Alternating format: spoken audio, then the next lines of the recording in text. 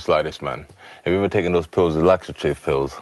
You know, the ones you take, you pop, and you wait for 20 minutes, you go to the toilet, and they go through you? Mm-hmm. I'm gonna go through this man.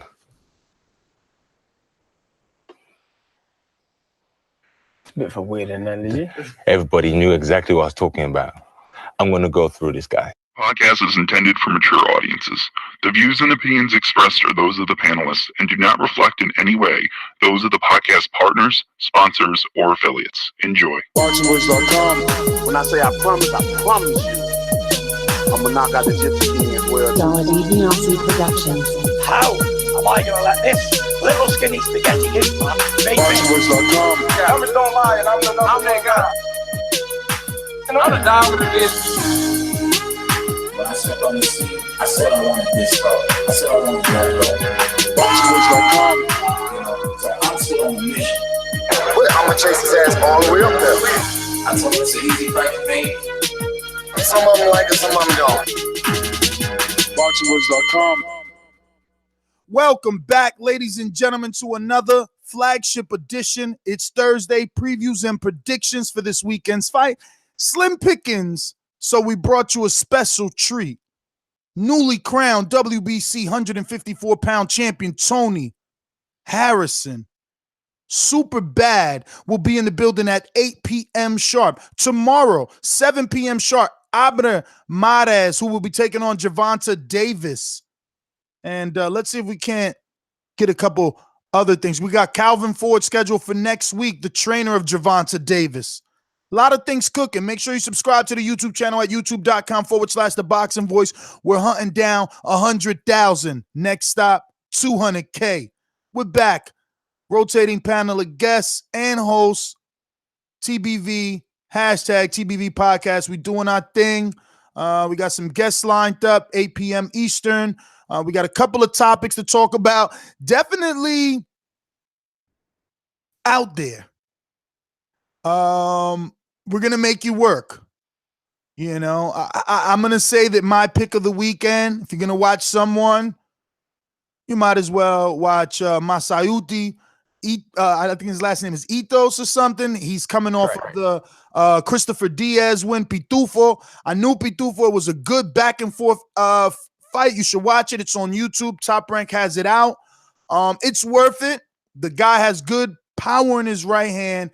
And, you know, junior lightweight division, and it will be a WBO title on the line.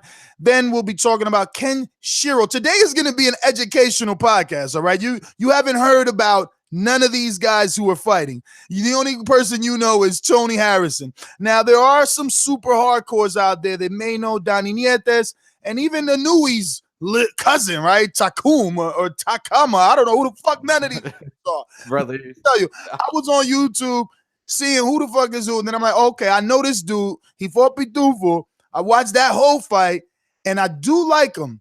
But the rest of these guys, listen, we're all doing homework together. We're here to talk boxing. Slow weekend, but we would be fake fans if we didn't turn on the radio station and do our normal scheduled program just because this weekend's fights aren't as exciting as last week. But without further ado, let me get on out to my rotating panel of hosts in the Bay Area. Boxingwords.com. I've been doing this. I ain't been up and fell off. I've been through the Lennox Lewis era, the Nassim Hamed era, the Sugar Shane Moses era, the Oscar De La Hoya era, the Mark Anthony era. I've been through all the eras, and I still been telling you. You do too much talk. The thing is this. People want their subjective preference to be the objective reality. HBO needs to fire you. You don't know shit about boxing. Boxingwords.com.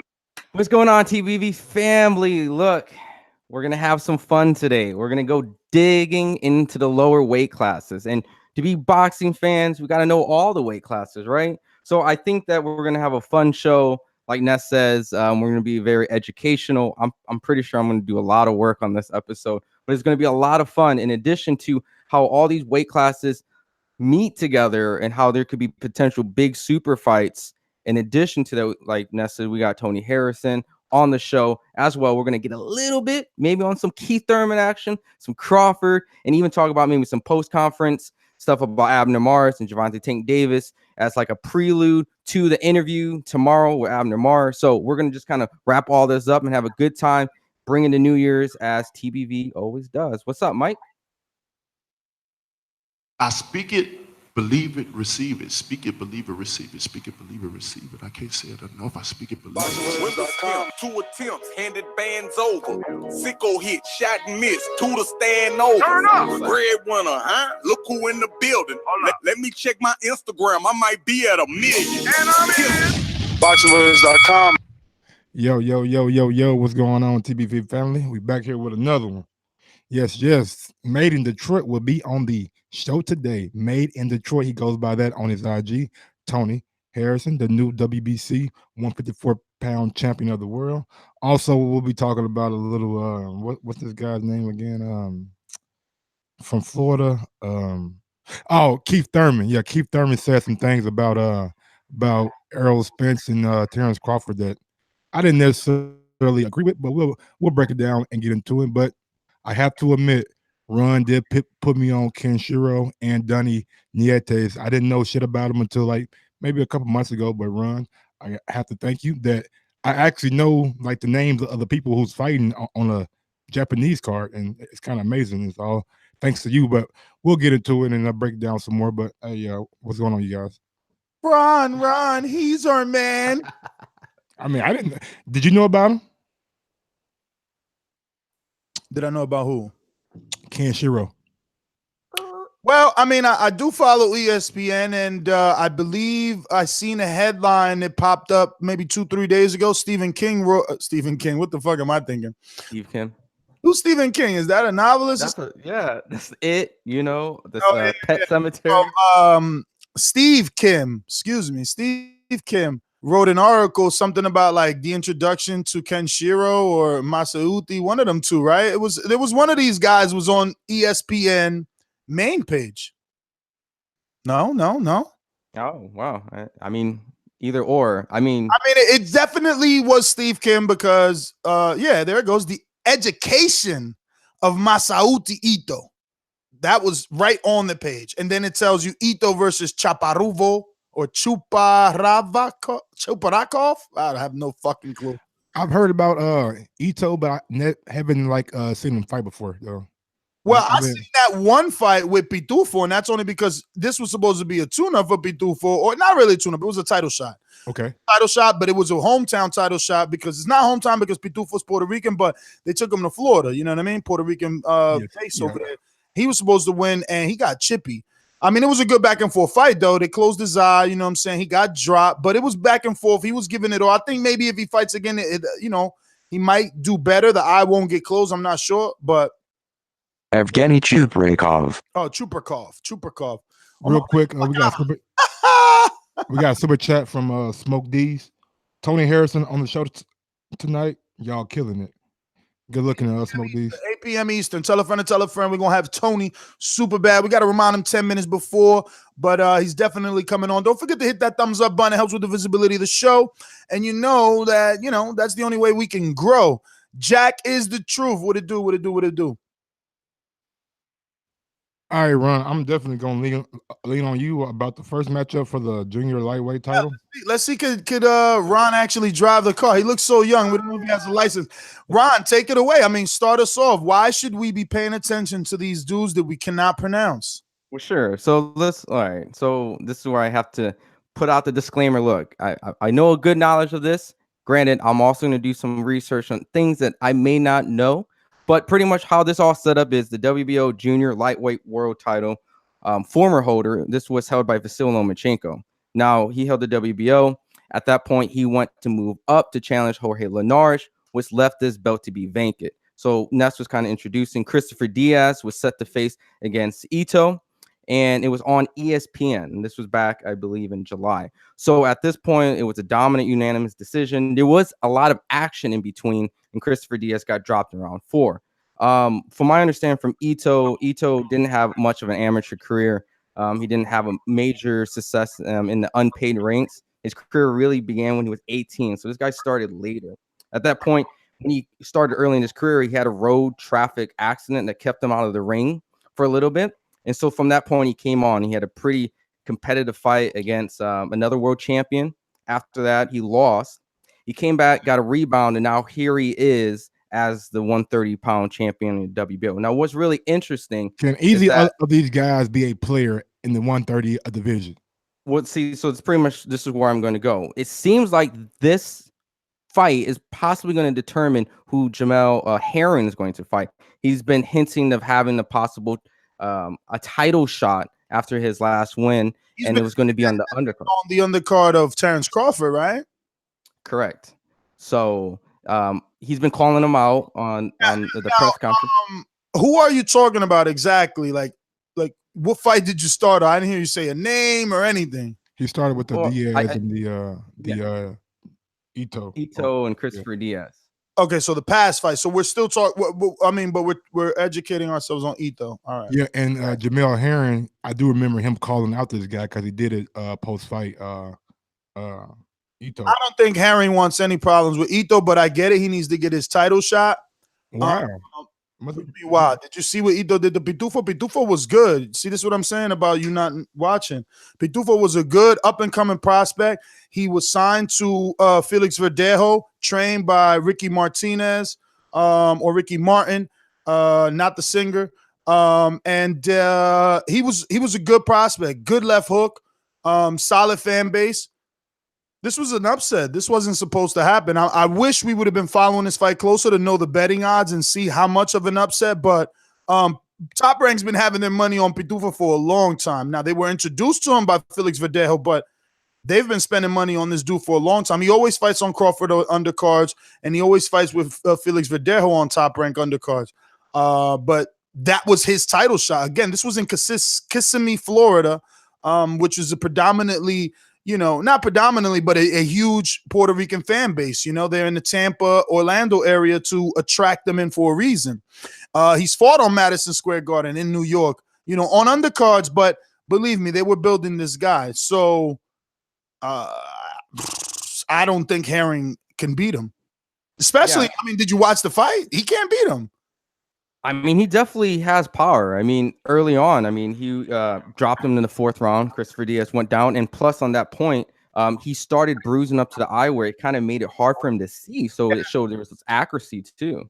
I will say this. Herring boxed beautifully his last fight. He didn't get hit as much as I'm used to seeing him be hit. He's under the tutelage of Brian McIntyre. And maybe some things have changed, but I still don't believe there's enough power to keep people off him. To be a boxer, you got to have some pop. We'll be talking to Harrison later on, and I went back and watched the highlights of that fight, bro. And when he was landing right hands, it was stopping Jermell in his tracks. And he would stop. He would, fling his hands to the side like, oh, so what? They ain't doing nothing. He would smile, but guess what? He did something. It landed points. You know what I mean? So I don't know, man. I don't know. Yeah, and just to kind of remind people in this weight class, this is the same weight class that Tevin Farmer's in. This Miguel Burcho, Alberto Machado. Farmer, since we're on this weight class, I'm going to get him on the show. Joseph Diaz Jr. calling Tevin Farmer out. That fight is totally makeable. It's a totally good, marketable fight for Tevin Farmer since, Joseph Diaz being Mexican, former Olympian, and, Golden Boy, DAZN, Eddie Hearn Matchroom. DAZN makes sense.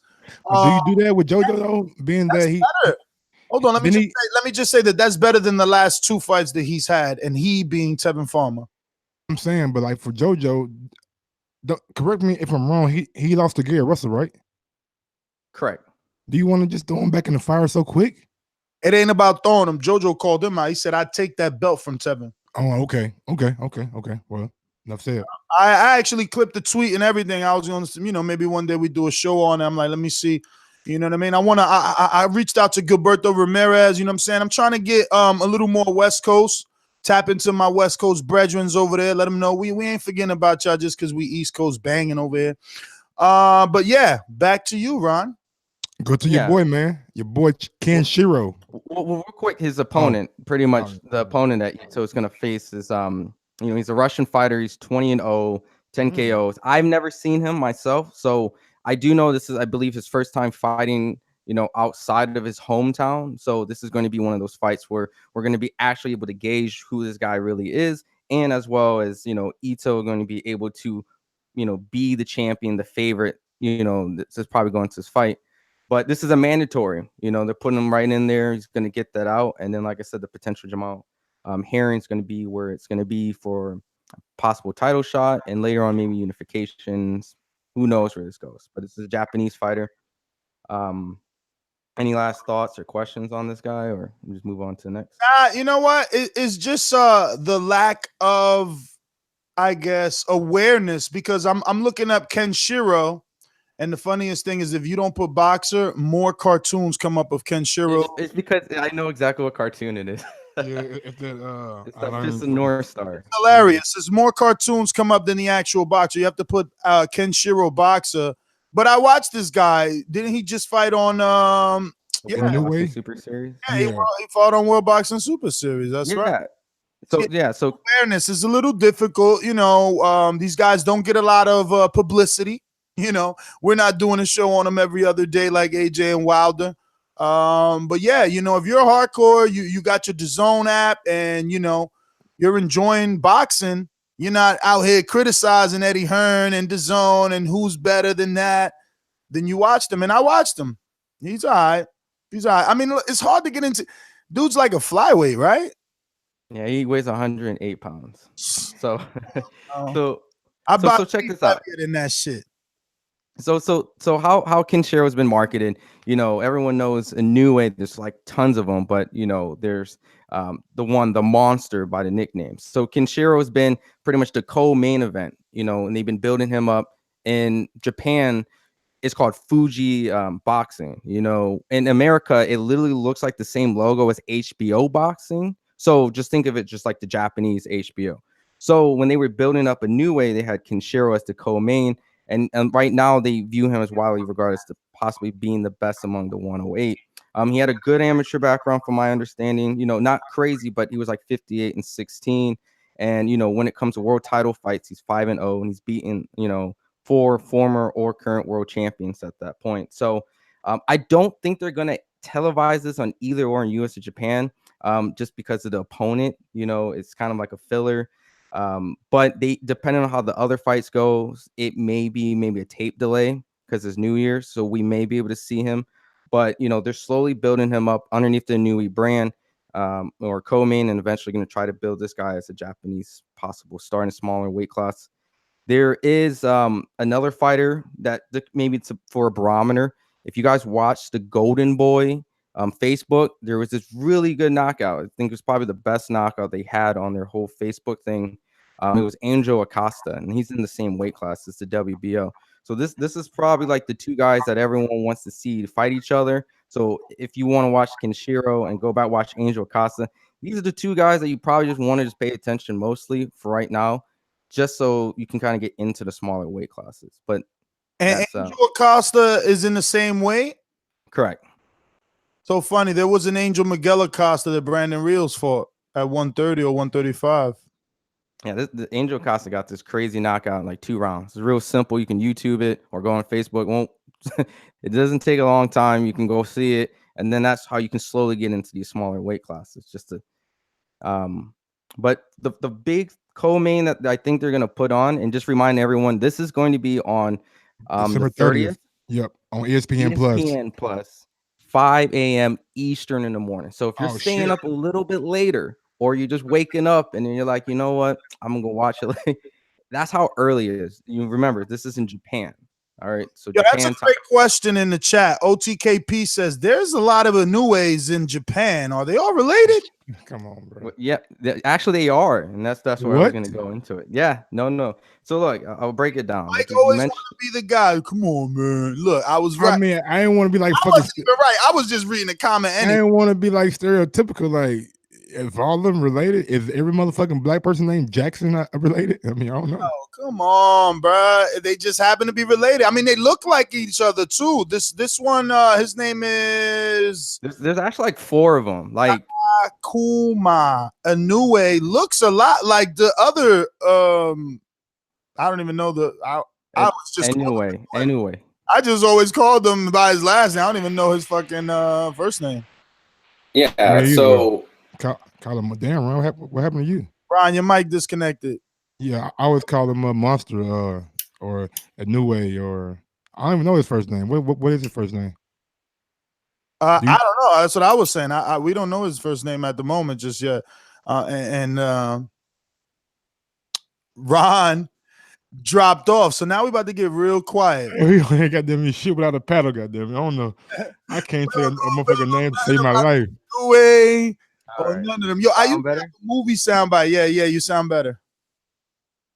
I used to have soundbites file. Go ahead.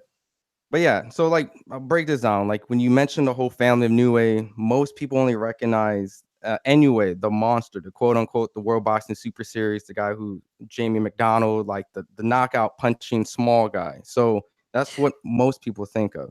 But to kind of break down his family line, Takashi Inoue is scheduled to have this very Takashi too. They got a Takashi Inoue. What? Free 6'9". So check this out. Oh, you the He's best fighting worlds. You Takashi and Inoue.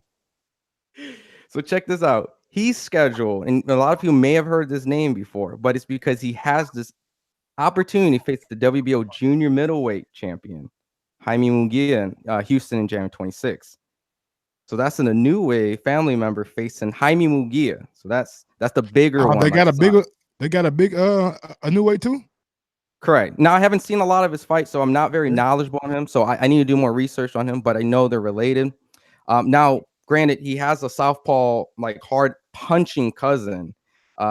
It's like Koki Inoue, and he has a mandatory shot coming up sometime, I think, in April. And he's like 140 pounds. But the one we're going to talk about, that's his younger brother. That's the one we're going to focus. So this is his younger brother. Oh, that's Maurice Hooker, a mandatory then for WBO. So yeah.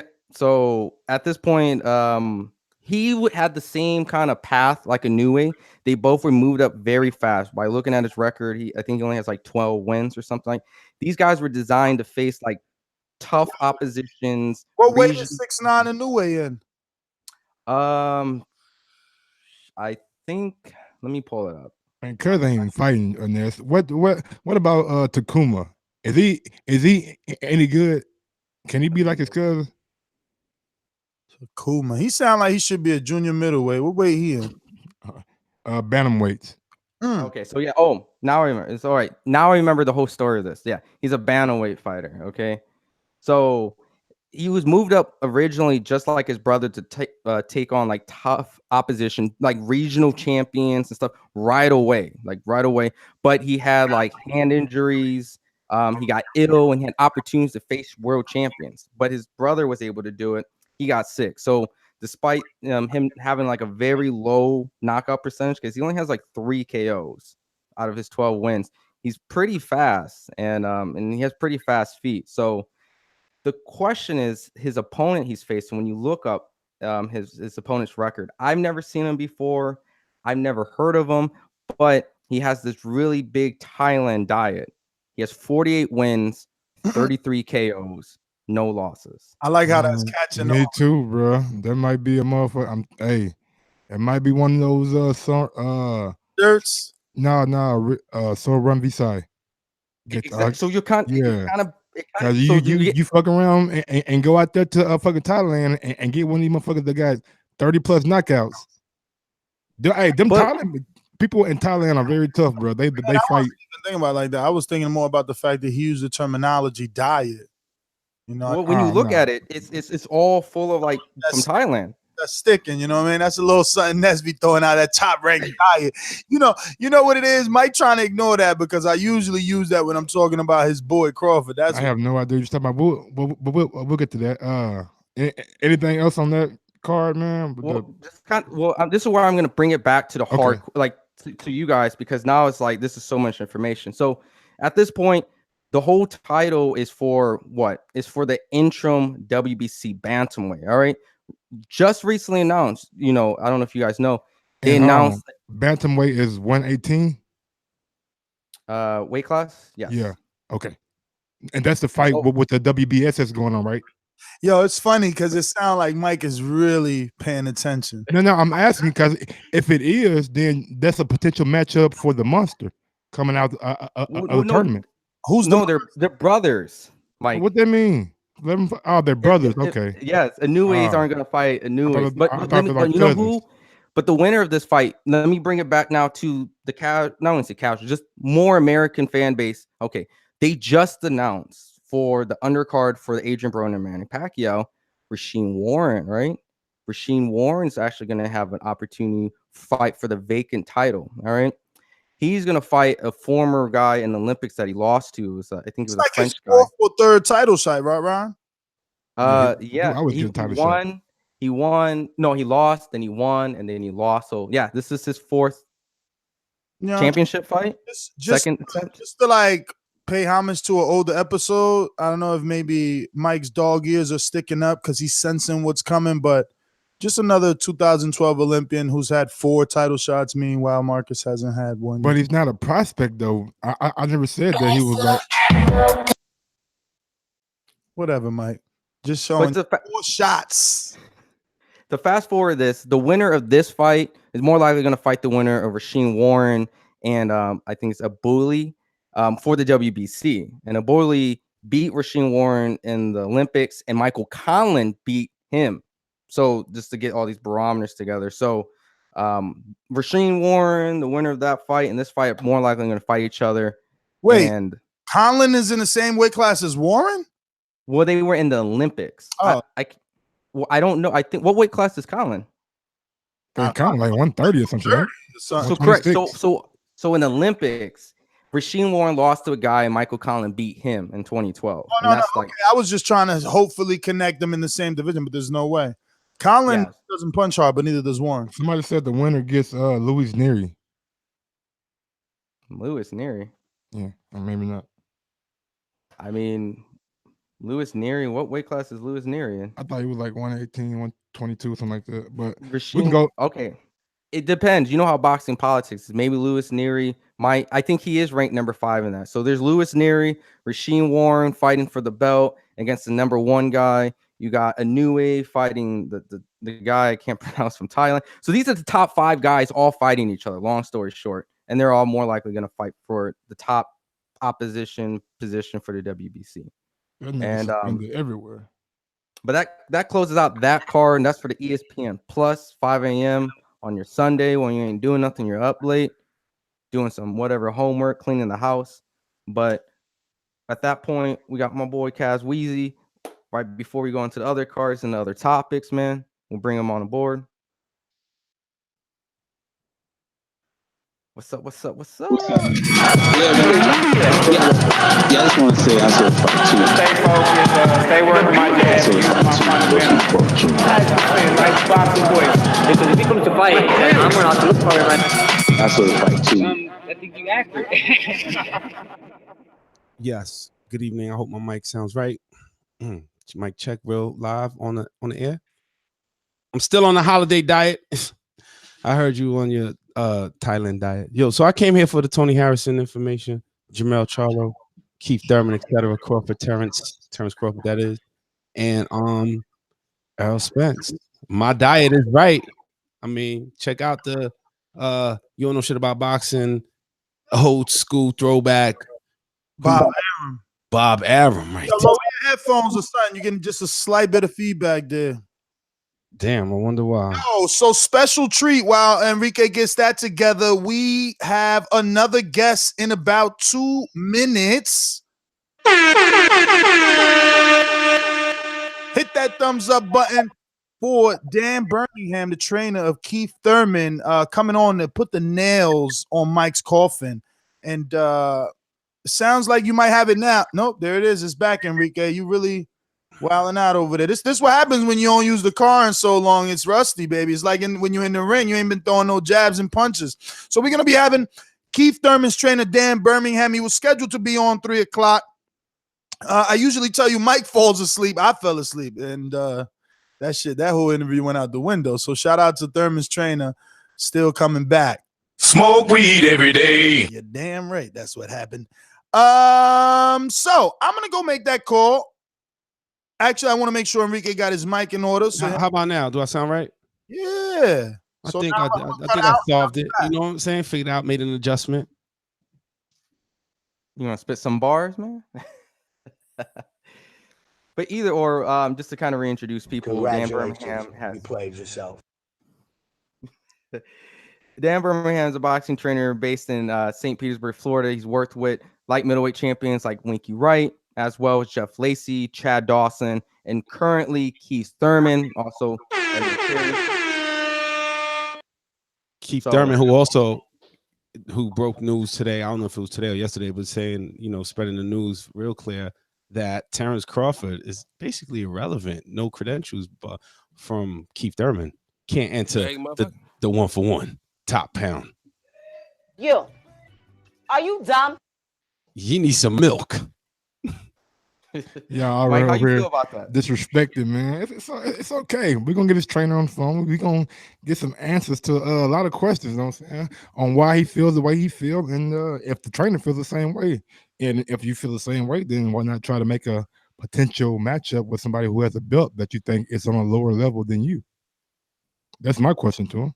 I mean, where do you give him the high? Where do you give him your credentials from? Like, whose defeat? Jeff Horn? Jeff Horn's defeat? No. I'm going off based off what. Never mind. All right, ladies and gentlemen, I am back, and I have with us the trainer of Keith One-Time Thurman, Dan Birmingham, live from St. Petersburg, Florida.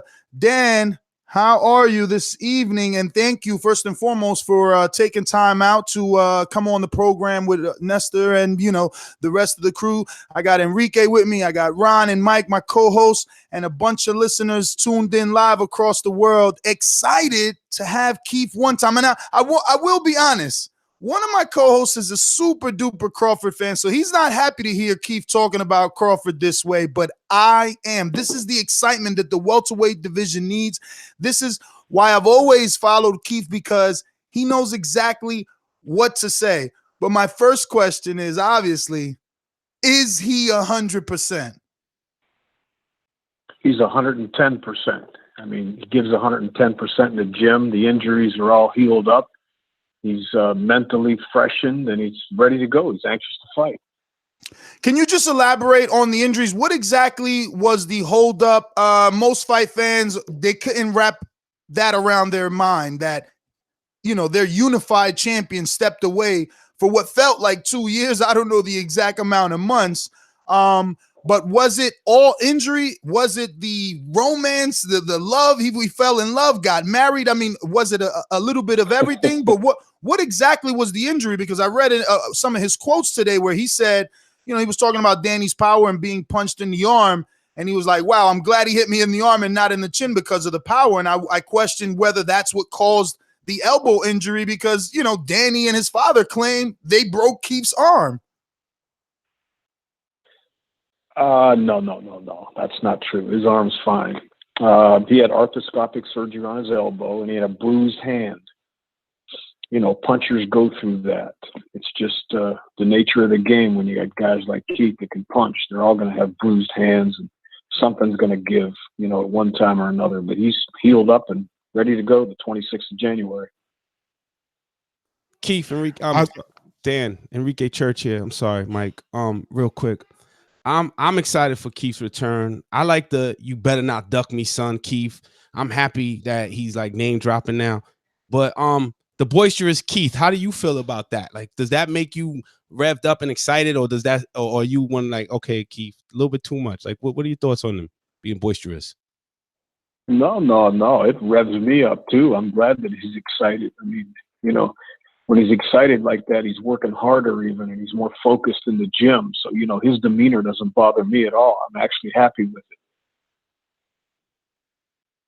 How's it going, Mr. Birmingham? My name is Michael Gross. They call me the resident Crawford fan, but I got a question for you. How motivated is Keith Thurman? He's been out of the ring for almost 2 years. He had the injury. How motivated is he to get back on top of the division? He was unified, and he was the number one 147 pounder in the world. Do you still feel that he is that guy? And how motivated is he to show everybody else that he still has it? I believe really he's better than ever, especially mentally. I mean, This is a guy that really never had a long layoff since he was 7 years old when he had his first fight in the amateurs. He's been going strong ever since. And I think the layoff just rejuvenated him. He's ready to go. Hey, how's it going? It's Ron. And so there's been multiple headlines on Keith Thurman, and you know him the best as either between this is my get back year or my get back to being number one. Being in the gym with them, where's Keith Thurman going? He's going to take a year to prepare himself for these mega fights, or is he already looking like he can handle any of these top guys right now coming in this year? Well, if you ask any of the champions up there, they all think they're the best, and they're all ready for anybody. It's just the nature of being a champion. So in that regard, I think he's just ready. It doesn't matter who it is. Bring him on. We're ready to fight.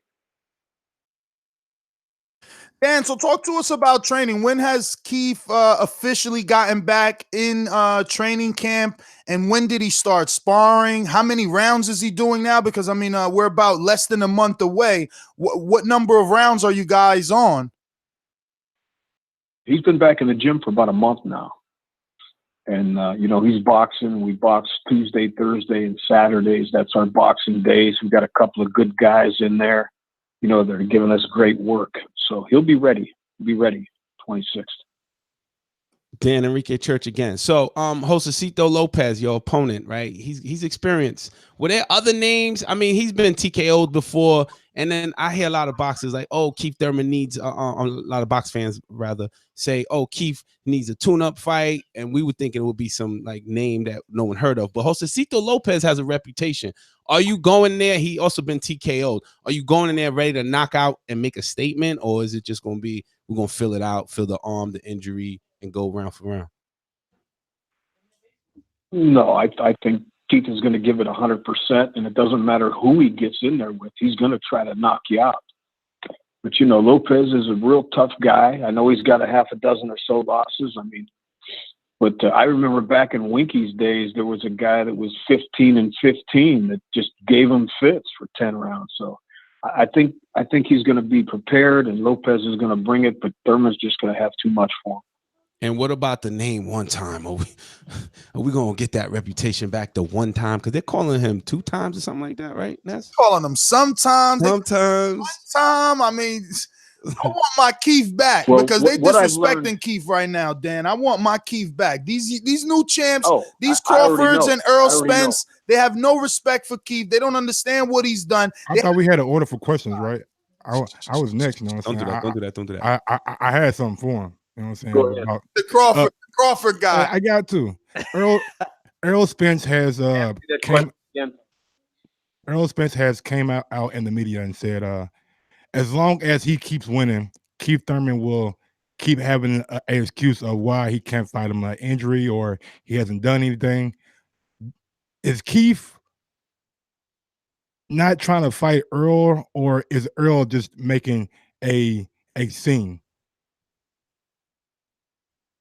Well, it's all building to a fight in the future is what it's doing. I mean, I'm glad Errol's talking. Keith talks about him. They talk about each other. Throw Crawford in there. They talk about everybody. I mean, it's just boxing, and we don't pay much attention to that. We do our job and listen, and, we're going to make a few wisecracks ourselves. But come to 26, you're going to see 100% of Keith Thurman.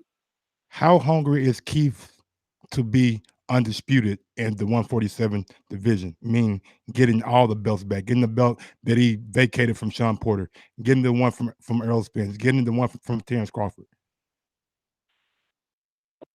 Oh, he's very hungry. He wants all the belts, just like Winky had all the belts. I mean, every fighter that's champion wants the other belts, wants the best fights, wants the best money fights, because after all, it is a business. But, at this stage, Keith is just ready for anybody. Bring him on. Whatever fight makes sense that Al Heyman puts together, then, Keith's going to do it.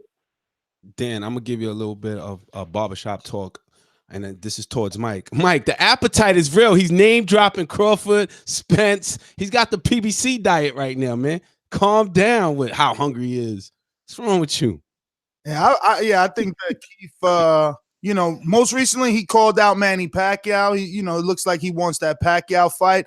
I guess what Mike is trying to say, Dan, is Keith going to go for the big fights or look for more unifications? Because he has options out there. You know, if Mikey wins somehow, then that becomes a pay-per-view with Keith. If Pacquiao wins, that's another pay-per-view option. It seems like, Keith has other options not named Earl Spence and Terrence Crawford. Oh, no doubt about it. The rematch with Garcia would be huge. We'd love to fight Manny Pacquiao. It doesn't matter. Whatever fight makes sense, that's the fights we're going to fight. After all, it is a business, but we do want to please the fans. Keith's always been a crowd pleaser. So in that regard, we'll take on the best guys or whoever the fans, consider the best guys. All right, so I'm going to go to our Patreon questions. Obviously, we've discussed this with you and Keith before. Patreons are our most loyal. Let me get one last question in before you go to Patreon. Go for it. Now, training Winky Wright and Keith Thurman, what is the biggest difference you see in both of those fighters, and what are the best similarities that they have between each other two? Well, they both can box. I mean, Keith has a lot of skills, but Winky really was like the master boxer. He was a southpaw. He had a great jaw, great jab, great eyes. He was tough as nails, never ducked anybody, wanted the biggest fights, and Keith is a guy that can get you out of there with one shot. And he's a very exciting fighter. And I think that people want to see him fight. They're waiting for him, and, they want to see him fight, which is great for Keith. Is the power back? You've been in the gym with him for this whole month. Oh, definitely. Okay. Half my shoulders. Yeah, the power's back for sure. For sure. I mean, Keith, he's taken all this time to make sure that he's going to be 100% on fight night. He didn't rush it for the money. He did everything in a calculated way, took the advice of his doctors, and, train hard, prepare for the fight, and be ready fight night. All right, we're going to get you some quick questions here from our most trusted and loyal listeners. Bo in Bama asks, a lot of people, including myself, don't fully understand the injuries which Keith claims to have had. Could we get some clarification on the actual injury which he had?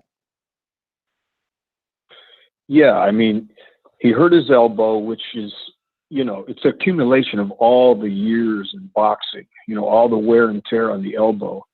Ask any puncher. They always have injuries to their hands, their shoulders, their elbows.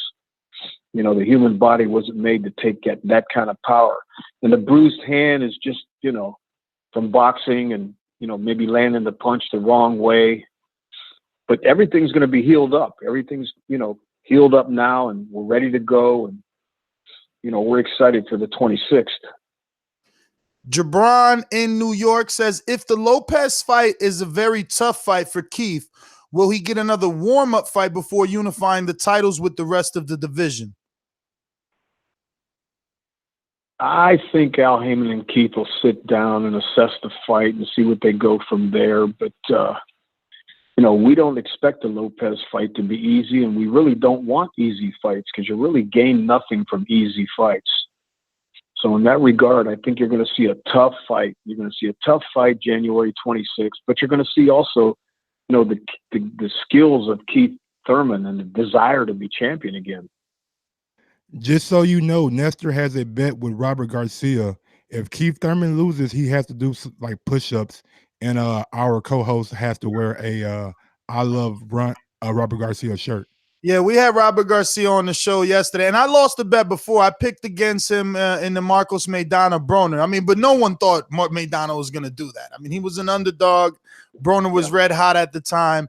So he had me do 100 push-ups. I want my get back. He's training Josecito Lopez. I know Keith's going to knock his head off his shoulders. And I said, I want to get the old man on the floor doing some push-ups, and he wants to get me down. So, I'm putting all my trust in you and Keith.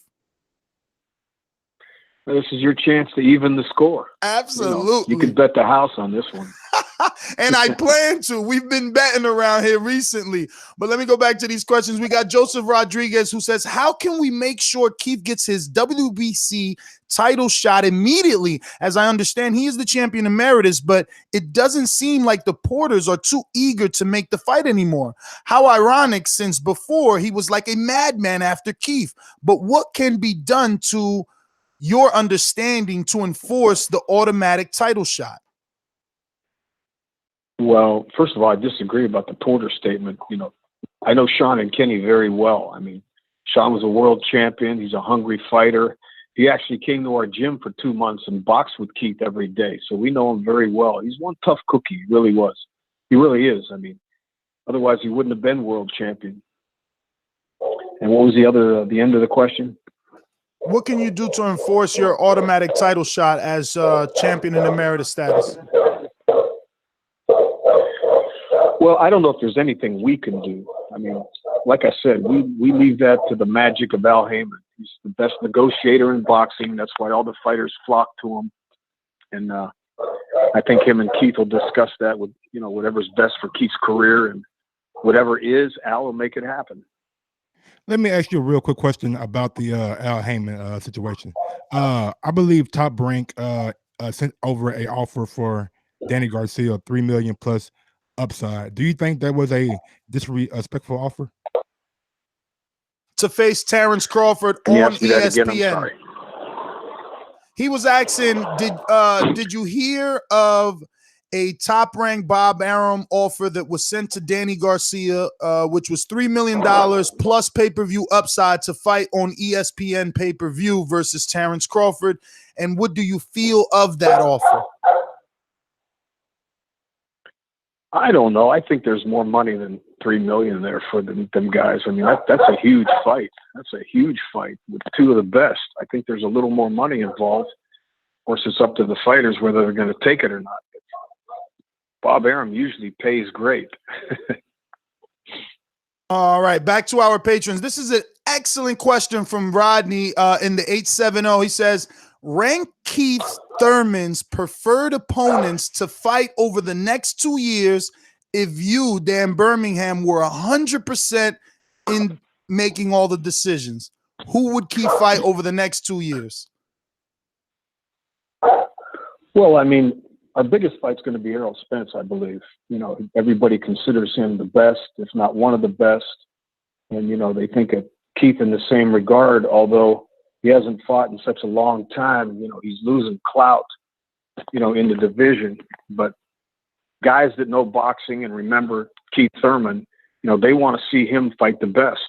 And I think Spence and Crawford, you know, maybe a little tournament there would be great. All right, great answer. Let's see. We got Rockman says, never mind his several injuries. Does it worry you that from the outside, it seems Keith's gained a lot of weight in between fights? Oh, not at all. I mean, he's within 10 pounds right now, which is fantastic. Don't forget, you know, guys that are champions and have money, they eat in 5-star restaurants. They don't go to McDonald's and Burger King like we do. So, you know, they're going to eat the creme brulees and all the fatty stuff.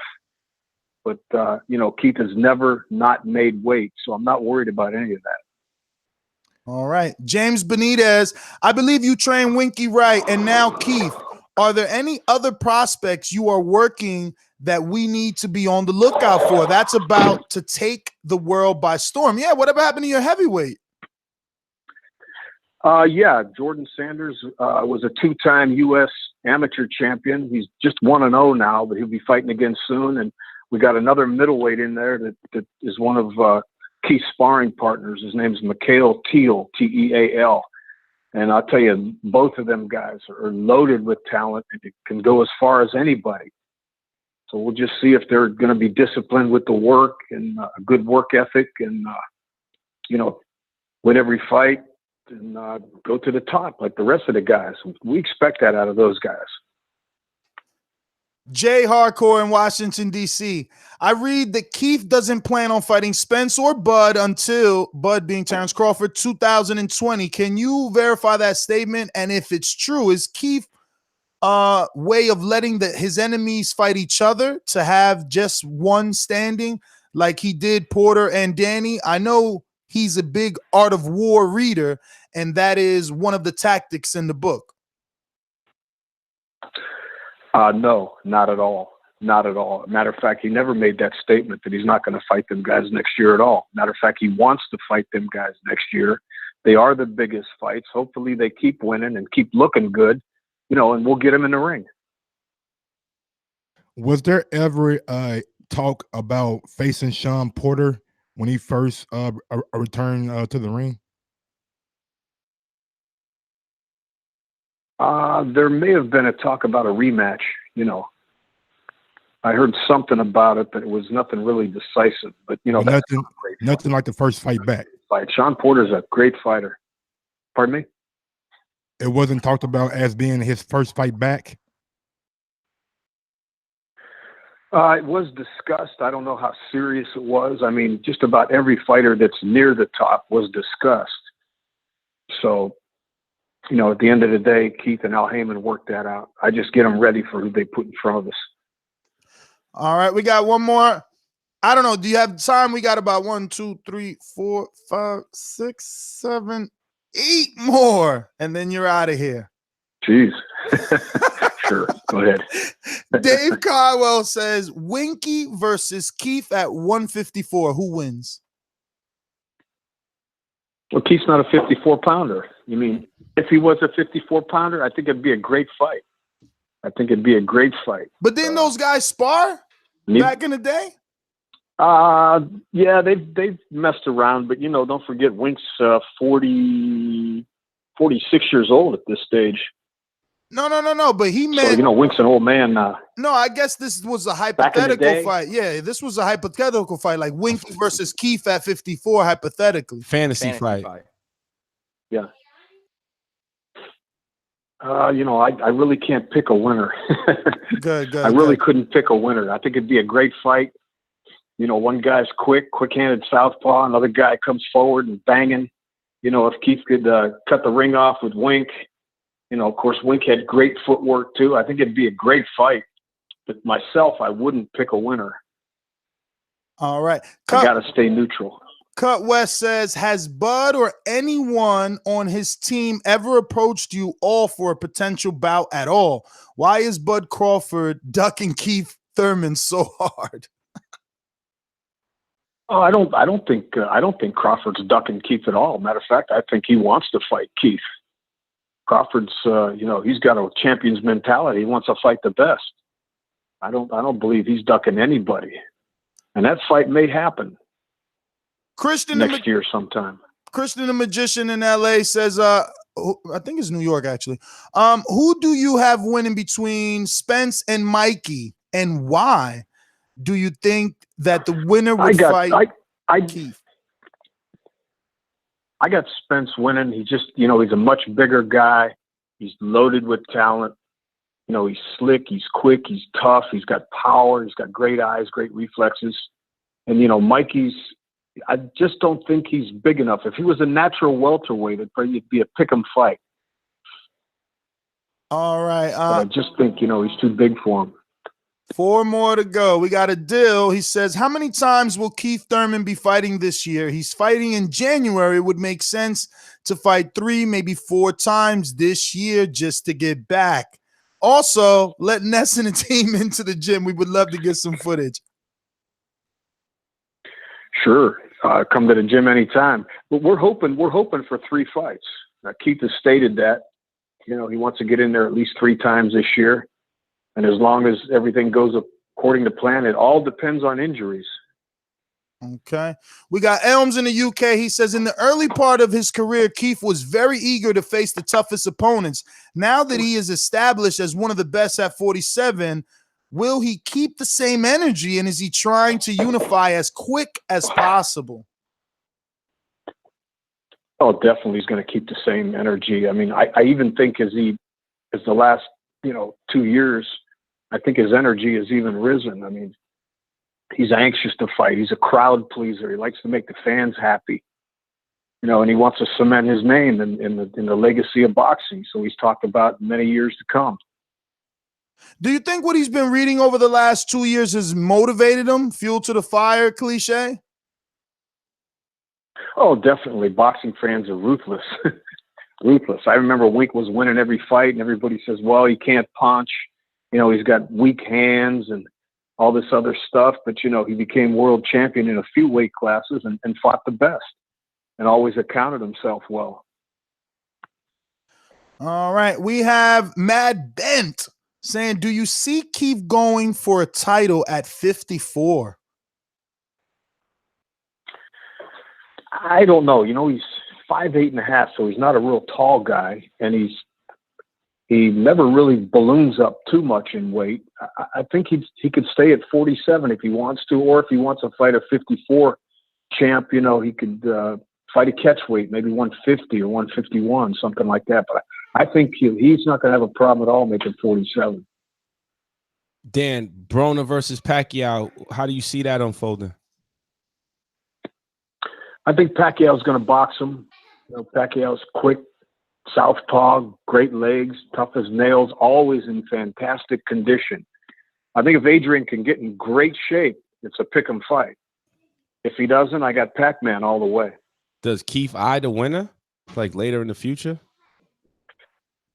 That's a possibility. Sure. Why not? I mean, if they're making a stink in the division, we want to fight them.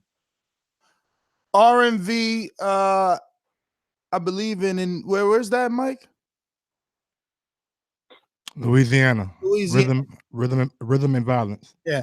As a trainer in the 147-pound division, who do you consider to be a tough opponent for Terrence Crawford that Keith Thurman himself would consider a tough opponent?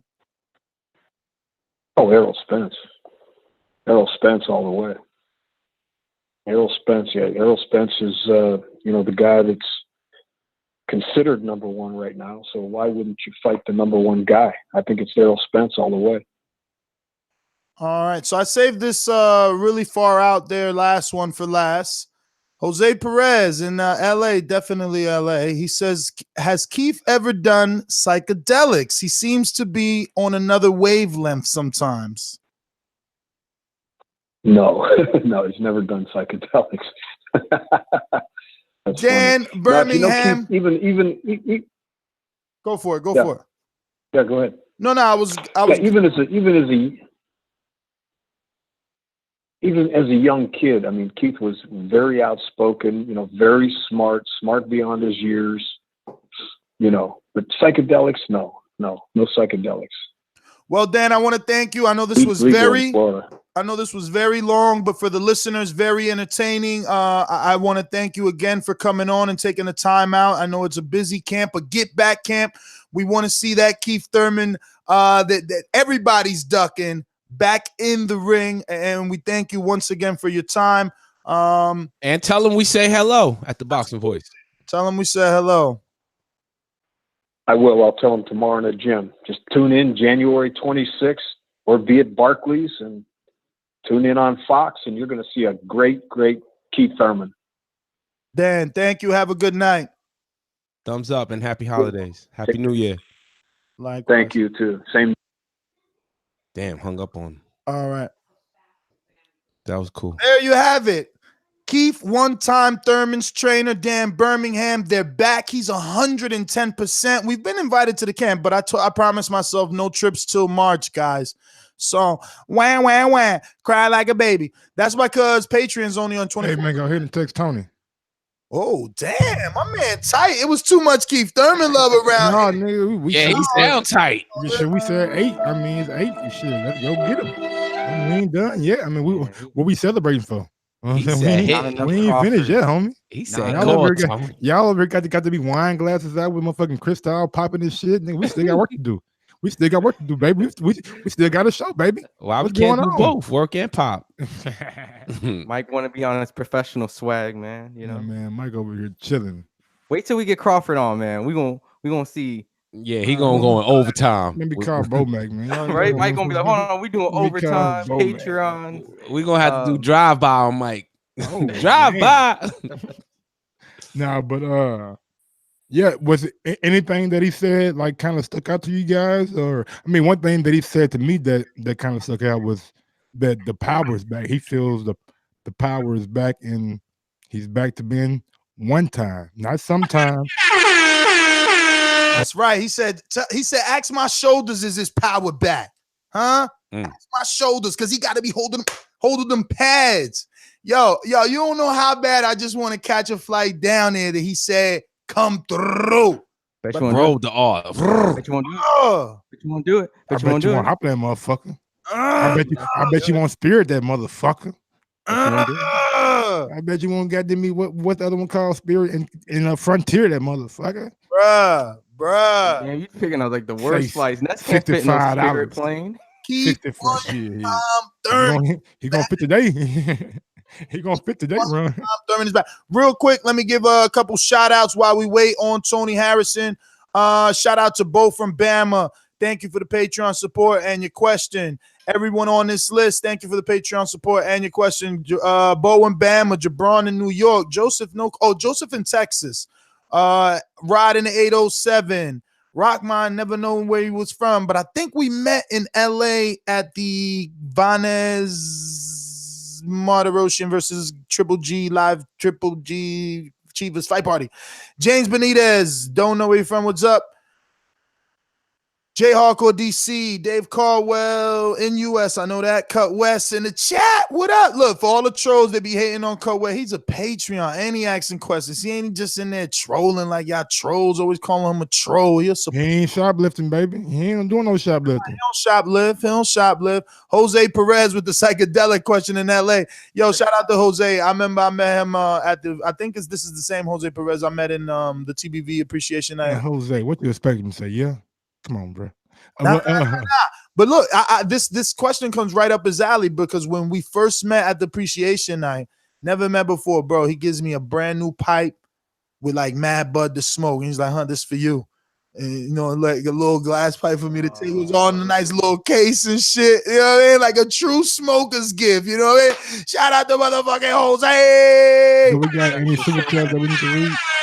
Yo, fall back. We doing super chat.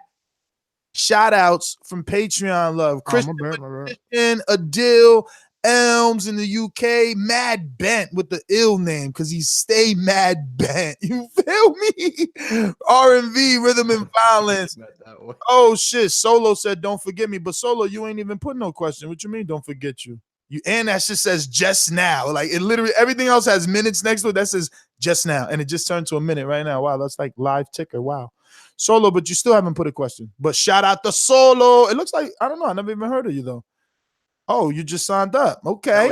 He was like, come on. Okay, let's see. He joined in December. Shout out Solo. That's just now. That's what we talking about. You feel me?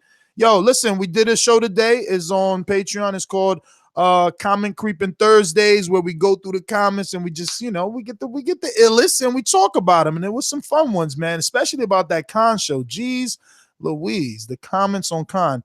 So nothing from Harrison. I might just go ahead and call him. Mike asked me to text him, but I might just go ahead and call him. That time ticker that dude, man, I gotta clip that, bro, and put that out, bro. Our reaction to the Dylan White knockout, that shit is fucking priceless, bro. Dude, you played it for me. A matter of fact, I was like, what the fuck? Was it ours or just yours? It would be better, like now that you're seeing it and you're listening to it. Don't you think it would be better if you paused your TV somehow? I mean, I could just like so that we could all been like, oh, and the I know he said pop. You know what I'm saying? Our reaction was great, but Mike was the only one screaming. I could just like cut the audio real quick and like just like bring it together. Yo, shout out to Suleiman the Scholar in the chat coming for me. He like, Niz is mad sweet on Keith Thurman. Yo, you fucking wildin', B. I'm coming for you. Word is. Let me dip out. I'm gonna let y'all talk these other Japanese fights while I kick out to Harrison, man. We're gonna get him on the line. Ron, how popular is Japanese fights in the US? Man, it's not popular at all. Let's just be honest. The smaller weight classes, look, Japan has an overwhelming amount of world champions, but they're small. They're in Japan. That's where their home is. That's where all the fighters are going to go. This weekend's just going to be full of like fights from You know what? Japan. I don't really got to talk that. I mean, don't take my direct. You can always go straight to the Thurman. Nah, well, I wanted to hear about it. You know what I'm saying? I just wanted to hear. Like, I don't watch him. I don't. The only Japanese fight I don't even know was Japanese Korean. He was going to fight. I don't even know him. He was going to fight Floyd Mayweather and on New Year's Eve or some shit, right? You know, I got a real funny story about all that, like a full circle. Pretty much. Let me think. So Donnie Nietes. Now I know. So there's this card. I don't even think we're gonna see it. I run through it. Donnie Nietes was on the Superflies, on the HBOs, 3-time world champion. Possibly could have been 4. One of the only 7 Asian boxers to win world titles in 3 weight divisions. Officially won 16 title fights. Ring Magazine's putting him in like top 10, like pound for pound. You're getting that Chocolatito feel a little bit. And, you know, he's a pretty good boxer. And many people felt that he was robbed of this 4th division. Now, this is where I'll tie all that. Ladies and gentlemen, sorry to interrupt. I am back. Made in Detroit. And we have live with us the current, newly crowned WBC champion, Tony Superbad Harrison on the line. What's going on, my friend? What's going on? How does it feel to do what they say you couldn't do? I mean, you know what, man? I live in Detroit, man. They always say you can't do some shit. So the world saying you couldn't do nothing was just second nature to my ears, man. You know, nothing's changed, man. I was already a champ before the belt.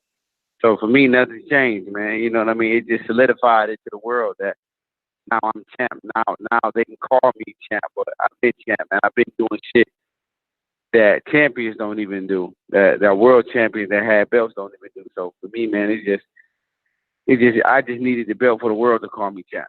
So. Well, let's start right there, man. Talk to us a little bit about what we might not know. What exactly are you talking about that you've done things that other world champions haven't done? Give us a peek into the life of Tony Harrison. Man, I'm 4th year in a row, man, that I've annually had a Christmas giveaway. You know, my 4th year in a row that I've done a Thanksgiving giveaway where we give away like 40,000 pounds of food every single year. This is my 4th year in a row that I've done a back to school giveaway where we give away over 1,000 book bags, pencils, notebooks. This is my 4th year in a row where we do the Easter giveaway. You know what I mean? Like, it's my 8th year in a row coaching kids football. My 8th year in a row coaching kids basketball, kids boxing. So, you know what I'm saying? Like, my grind don't stop, man. You know, so what I do for the city of Detroit and what I do for the youth, man, don't stop, man. You know, now people are able to listen to me a little more. People that's in the politically correct lane able to listen to me now because I'm the champ. You know what I mean? So I'm not on deaf ears no more. You know what I mean? So now they're able to hear what I'm saying and able to help the same cause that I'm trying to help and benefit the same schools and the same kids that went to the same schools that I went to through the way. So, man, like I said, it's every year, man, and it don't stop, and it won't even after even after this, even after boxing and life before boxing or life 10 years from now, man, it won't stop, man. That's where my heart is. Speaking of the voice you feel you've gained or the power you've gained through, this win, where's your mindset after hearing Charlo still feel that he's in the driver's seat, still playing the controversial route that the fight was, a controversial loss? He's saying he wants an immediate rematch within 4 months. Again, calling the shots. Does any of that bother you? Does any of that say, you know what? Maybe I should tell Al as a champ, I want my hometown Detroit fight before I fight Charlo in the rematch because I'm in the driver's seat. I want the belt. Man, Charlo living in his own mind, man. You know what I'm saying? Like, even before this fight, man, he's one of those guys, man, that's adamant about what he thinks. So, you know what I mean? Like, I'm not here to knock what he thinks. You know what I'm saying? I won the fight, man. And the only reason and the world is giving him confirmation, and the world is kind of giving him more justification that he felt like he won a fight because they saying he won a fight. But you know what I mean? Like when 3 judges said you lost a fight, you got your ass whooped. You know what I'm saying? There wasn't no split decision. You know, 3 judges saw it my way, and 1 judge saw it at 111, 116. My nigga, like, come on, man, like it, or 112, 116, I think, whichever one it was. But you know, sometimes you just gotta taste defeat, man. You know what I'm saying? Like that this experience for him was just a humble one. You know what I mean? And I know how bad he still wants to be in the driver's seat, but you know what I mean? Just sit down, play your role. And, you know, I told you in the ring that I would give you a rematch, but you know what I mean? Don't make it seem like you in control because you're not. You know what I mean? You only in control to the people that's around you, man. But you know, he's a hell of a fighter, man. But you know, he live in the dream world, man. I don't even pay attention to what he do or what he say, man. I never have, never will. You know, I put my own pants on every time I get up, so I never really worry about what another man think or say. But you know, for me, I feel like I dominated that man. But you know, since the world caught in controversy, man, I'm gonna do it for legacy. You know, so some shit you just gotta do for legacy, man. And I'm gonna do it again just for that. You know what I mean? I'm not doing it for him like he's in control, but I want it just as quick as he do. You know what I mean? Because like I said, 10 times out of 10, I'll beat that kind of fighter every single day. Like he's not. See, like he had the world hyped up. You know what I'm saying? He had the world hyped up on who he was. You know what I'm saying? But real niggas see exactly through the kind of person that he is, man. And like I said, I seen that kind of fighter in the gym since I was a kid. You know, basic. He was a beat like Eric Snow, man. He's a basic. He got a basic game. Eric Snow kind of guy. You know, good enough to make it to the league, but don't make no adjustments and don't do nothing. He do everything. He's just a good fighter. Just do everything good. Nothing great, do everything good. I seen that kind of fighter in the gym at Crunk every single day. So, you know what I mean? Like I said, but I want it just as bad as he do, just for the people, just for the fans, you know, just for the fact that some people call it a controversy, and just for the fact that he keep running his mouth like it's controversy. I want it again just like he do. So, you know, he's not making no shots. I want the same shots he wants. You know what I'm saying? I just told him in the ring that you can get your rematch. Like, you gave me the shot and I give it back. That's just the kind of guy I am, man. I'm built off old school, man. I'm not the kind of guy that win the belt and, oh, no, I'm on the bigger and better. No, let's do it again. If the fans want it again, let's do it again. Tony, and before I pass you to my co-host, we got a couple here. I just want you, in your own words, to please explain for us what was said after the fight. Because, again, Charlo, and the perception is that you told him, bro, you won this fight, and then the fight was announced, and now you're saying... Man, I don't even know why you asking me some dumb shit like that. I almost about to hang up the phone. I'm asking you because we got to get it from your side. We got to get it from your side. We don't want just his story. Man, I told that man, good fight or some shit. Whatever the fuck I told him, it was like, good fight. You know, let's do it again or some shit. It was some shit like that. I ain't never ever told no man. Come on, man. First off, go to the fight, man, and look at each round, man, in the later parts of the round. Look at his corner, look at my corner. Look at his face, his facial expressions, look at my facial expressions. Look at my facial expressions when the judge was reading the scorecards. I'm shaking. I'm like, oh, hell yeah. Unanimous. I'm like, oh, hell yeah. I'm bouncing up and down. I'm moving my elbows. He's stuck in the same place, head down. He know he lost the fight. Come on, man. It ain't hard to judge. Go look at it. Just go back to that fight and look at the end part. Look at the end when they're reading the scorecards. Look at me and look at him. You look at who you thought won the fight. The win, I tell itself. The win tells itself. Like, look at me, man. Look at my energy, man. You'll be like, oh, well, you ain't got to. If you just was to turn that fight on, hearing the scorecard, you'd be like, oh, my man won. This nigga that's bouncing down, oh, he won. Hey, come on, man. I ain't never told him no shit like that, man. I was guaranteed that I thought everything was perfect, man. Tony Harrison. Right there. I thought everything. I thought everything. Come on, man. This shit wasn't even no secret, man. It wasn't even that. This man, come on, man. That shit wasn't no. That shit, man. Like I said, man, just go back and watch it yourself, man, and you'll see exactly what I saw. Listen, I don't gotta watch it. I seen before the cards. I mean, as they were being announced, you was pumping your fists, or like if you was honking the train horn. I'm talking about choo-choo train. Exactly. Choo-choo, like I know what I saw. I know what I saw, but as the illest podcast out, we got to get it on tape. Your words, your expression, your thoughts on him trying to say that. All you had to do was look at it, man. Look at it, man. He was steel, man. And like I said, that shit, like his whole corner was frustrated the whole fight, man. Like they was frustrated, man. I'm looking at him shaking his head. He didn't have an answer, man. They didn't have an answer. They was frustrated the whole fight, man. You know, then I'm looking at the corner, looking at his face. Every time the round ended, I looked at Rod. I looked directly at him. I looked directly at him every time. I said, oh, he's getting discouraged. He's getting discouraged, and he started getting desperate, man. And I'm like, okay, I got him. That's all I kept saying. Okay, I got him. Oh, he on. I'm on him. I got him. Champ, I'm on him, and I got him. I got him. Champ, I got a question. What's up? My government name is Enrique Church. Boxing name is the Casual Fan.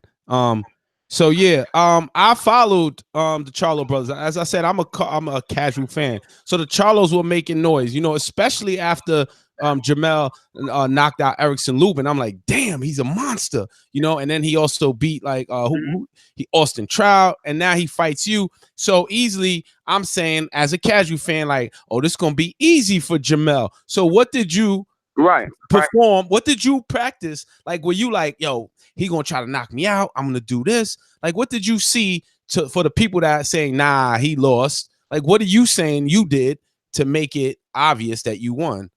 Like, what did you do? Like, what did you see after reviewing the tape? I did the whole fight, my dog. The fight was paced off me. We slowed down because of me, and we sped up because of me. I dictated every fucking thing we did. Every punch you land, yeah, he could throw 300 punches, my nigga, but you gotta land them. If you throw 50 punches, you land 2. That don't mean shit. Right. Now the knockout power. Everything, man. I'm out. The knockout power. What was your thoughts about that? Like in the gym camp, was that like a concern? Like, yo, he gonna try to do blah, but he ain't gonna do that. We gonna equalize it. Like, what was that a concern ever? Man, listen to me, man. Mentally, man, I know what a knockout artist possess. When you got 31 fights, you only got 15 knockouts. You're not a knockout artist. You're not a knockout. Mentally, I didn't even go in there thinking that he was even the toughest or the biggest or the strongest in the world. Like that just showed me mentally, like, you know what I'm saying? Like, you walk into a game and somebody got 100 wins and 50 losses, you're not thinking this nigga's the GOAT. Like, nowhere near. You know what I'm saying? Like, the people he matched up with was perfect match, and they were green. Like, Erickson Lubin, good fighter, hell of a fighter, but he was green. He fought him at the right time. Like Floyd fought Canelo at the right time. Like, they was green. Like, all these guys he was fighting was green. Like, you know what I'm saying? You got 31 wins and 15 knockouts, my nigga. You're like, they possess your mind. They made your mind think that you were stronger than what you is. And like I said, man, it was everything. The whole ground was giving off me. I moved when I wanted to move, and when I wanted to stand my ground, all you gotta do is look at the fight. Watch them at the end of the rounds. When I didn't want to move, and I said, look, nigga, I'm not moving no more. The fight stopped immediately. It just was a standstill. It was a standoff. Because he knew that I wasn't giving the shit up. When I moved, he pressed forward. When I stood my ground and I said I wasn't going nowhere, the fight was at a standstill. It happened. Everything happened off me. It didn't happen off him. The pace, everything was dictated off me. Just watching it. And I said, yeah. And watch the words coming out my mouth. And I'm like, yeah. Yeah. And I'm talking right to him like, yeah.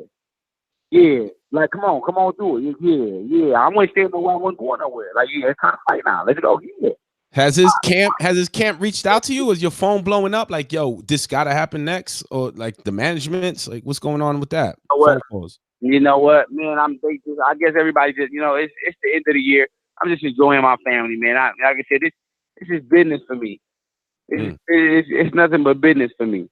You know what I mean? I just hate the fact that he took the fucking coward way out and tried to do whole shit after the fight and started talking loud, and him and his team. I'm like, damn, my niggas. It was all cool before the fight. Like, everything was all cool. It was all business for both of us. It was all business for us. So I just hate the fact that people know that everybody from Detroit is with everything about fighting or violence. Like, we about that shit. I went away from that shit, man. I, you know what I'm saying? And it was so professional for me. And that's why I said I'd give him another shot at it. I'm like, damn, man, I'd give another shot. It ain't no, no hard feelings, no beef. But then he got to saying, oh, I said this and I did this, and then the team got to talking crazy. And I'm like, what? Where the fuck y'all get this shit from? Y'all was just the most humble niggas in the world. All the whole, every week leading up to the fight. So I just didn't like the fact that them niggas went all the way left because they lost. Like, you know what I'm saying? Like, that was some whole shit. Like, that's what whole niggas do.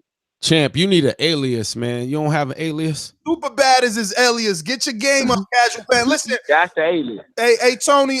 Since you brought up Lubin, he's gonna be fighting a common opponent that you was in the ring with and got a split decision over in Ishe Smith. How do you see that fight playing out in your mind? My dog. I think I had my Lubin moment and my Ishe moment.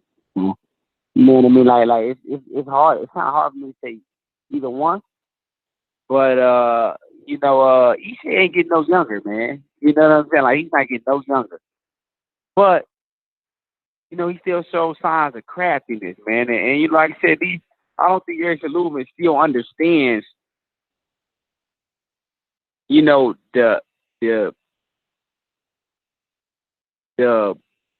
the veteranness and the craftiness of Ishe. I don't, you know what I mean? And I don't think he, but like I said, I don't know. I think it's a good fight. I think it's a good fight. I think it's a good fight for Lubin.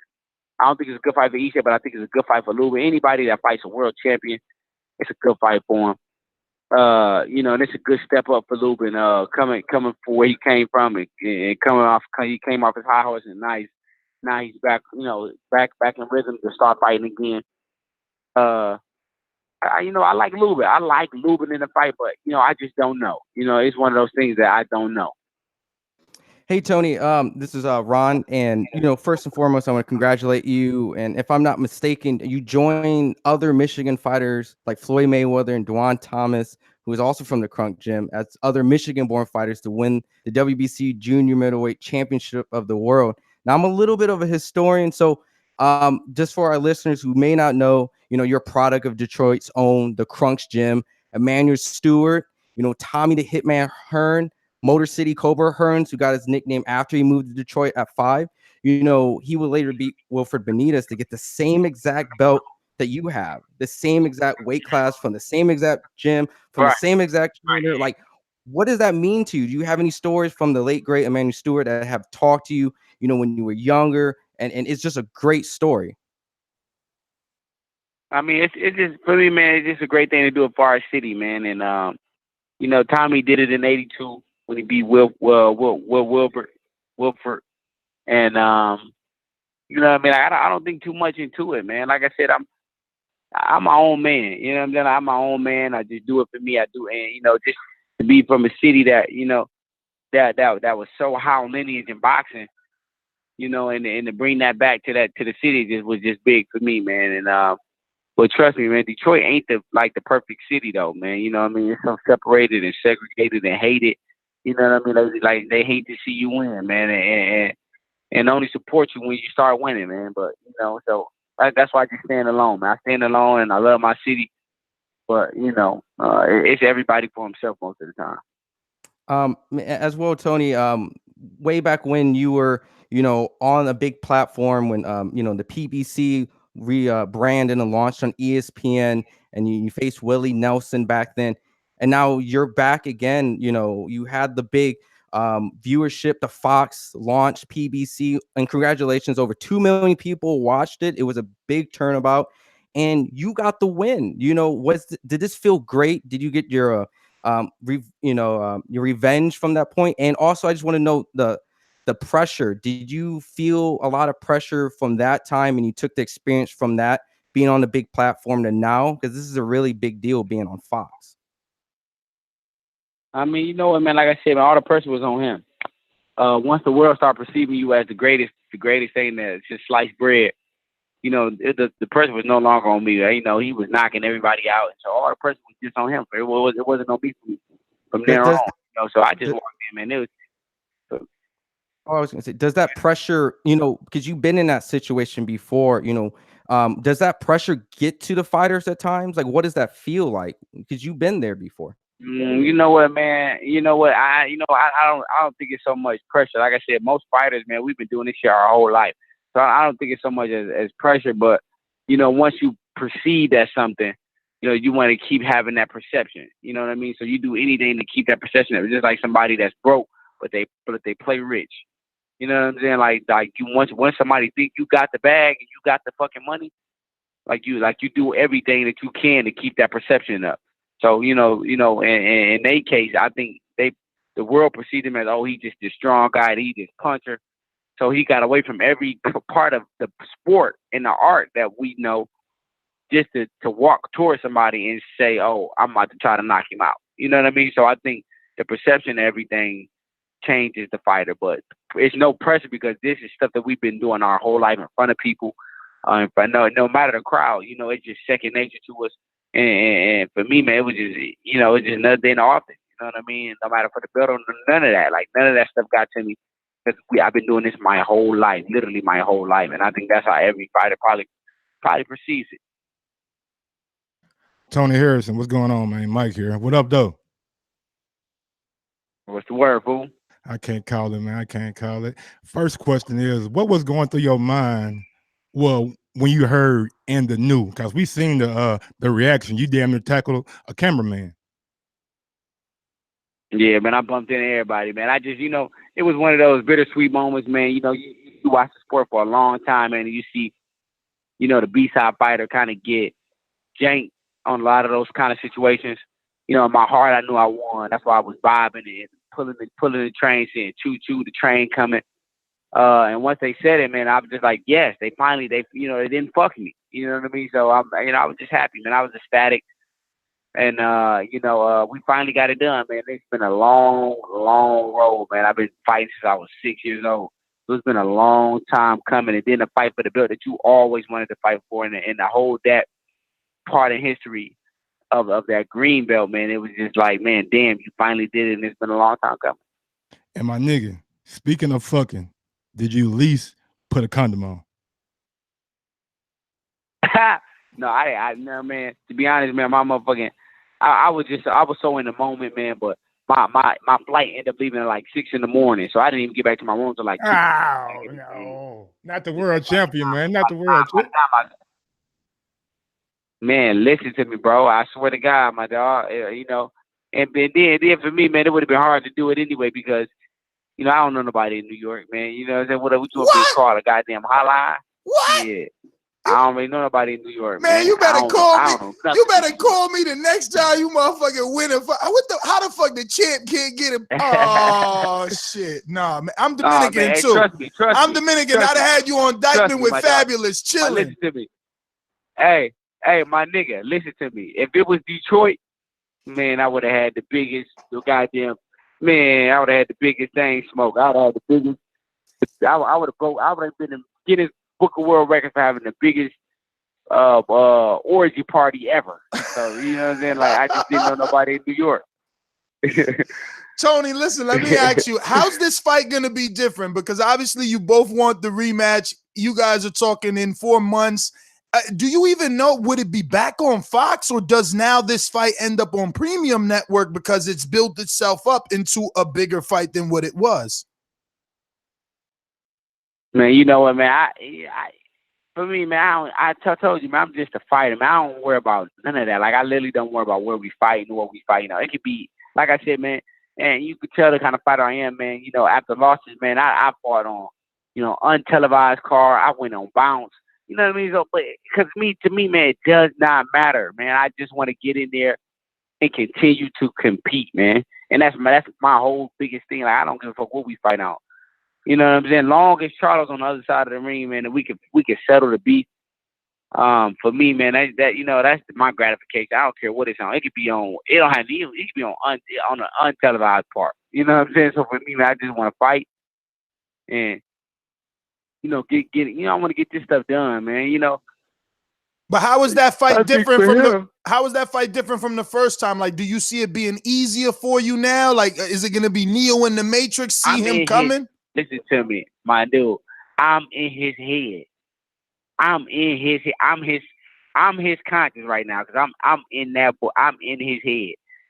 You know what I'm saying? And me being in his head, man, and him not facing, being he hasn't even faced the adversity until now. And now you coming back and you still fighting the top 10 fighter in the division. You know what I'm saying? When I lost, they put me back on cloud number 1. Like I had to go back and fight a nigga that I didn't even know. You know what I'm saying?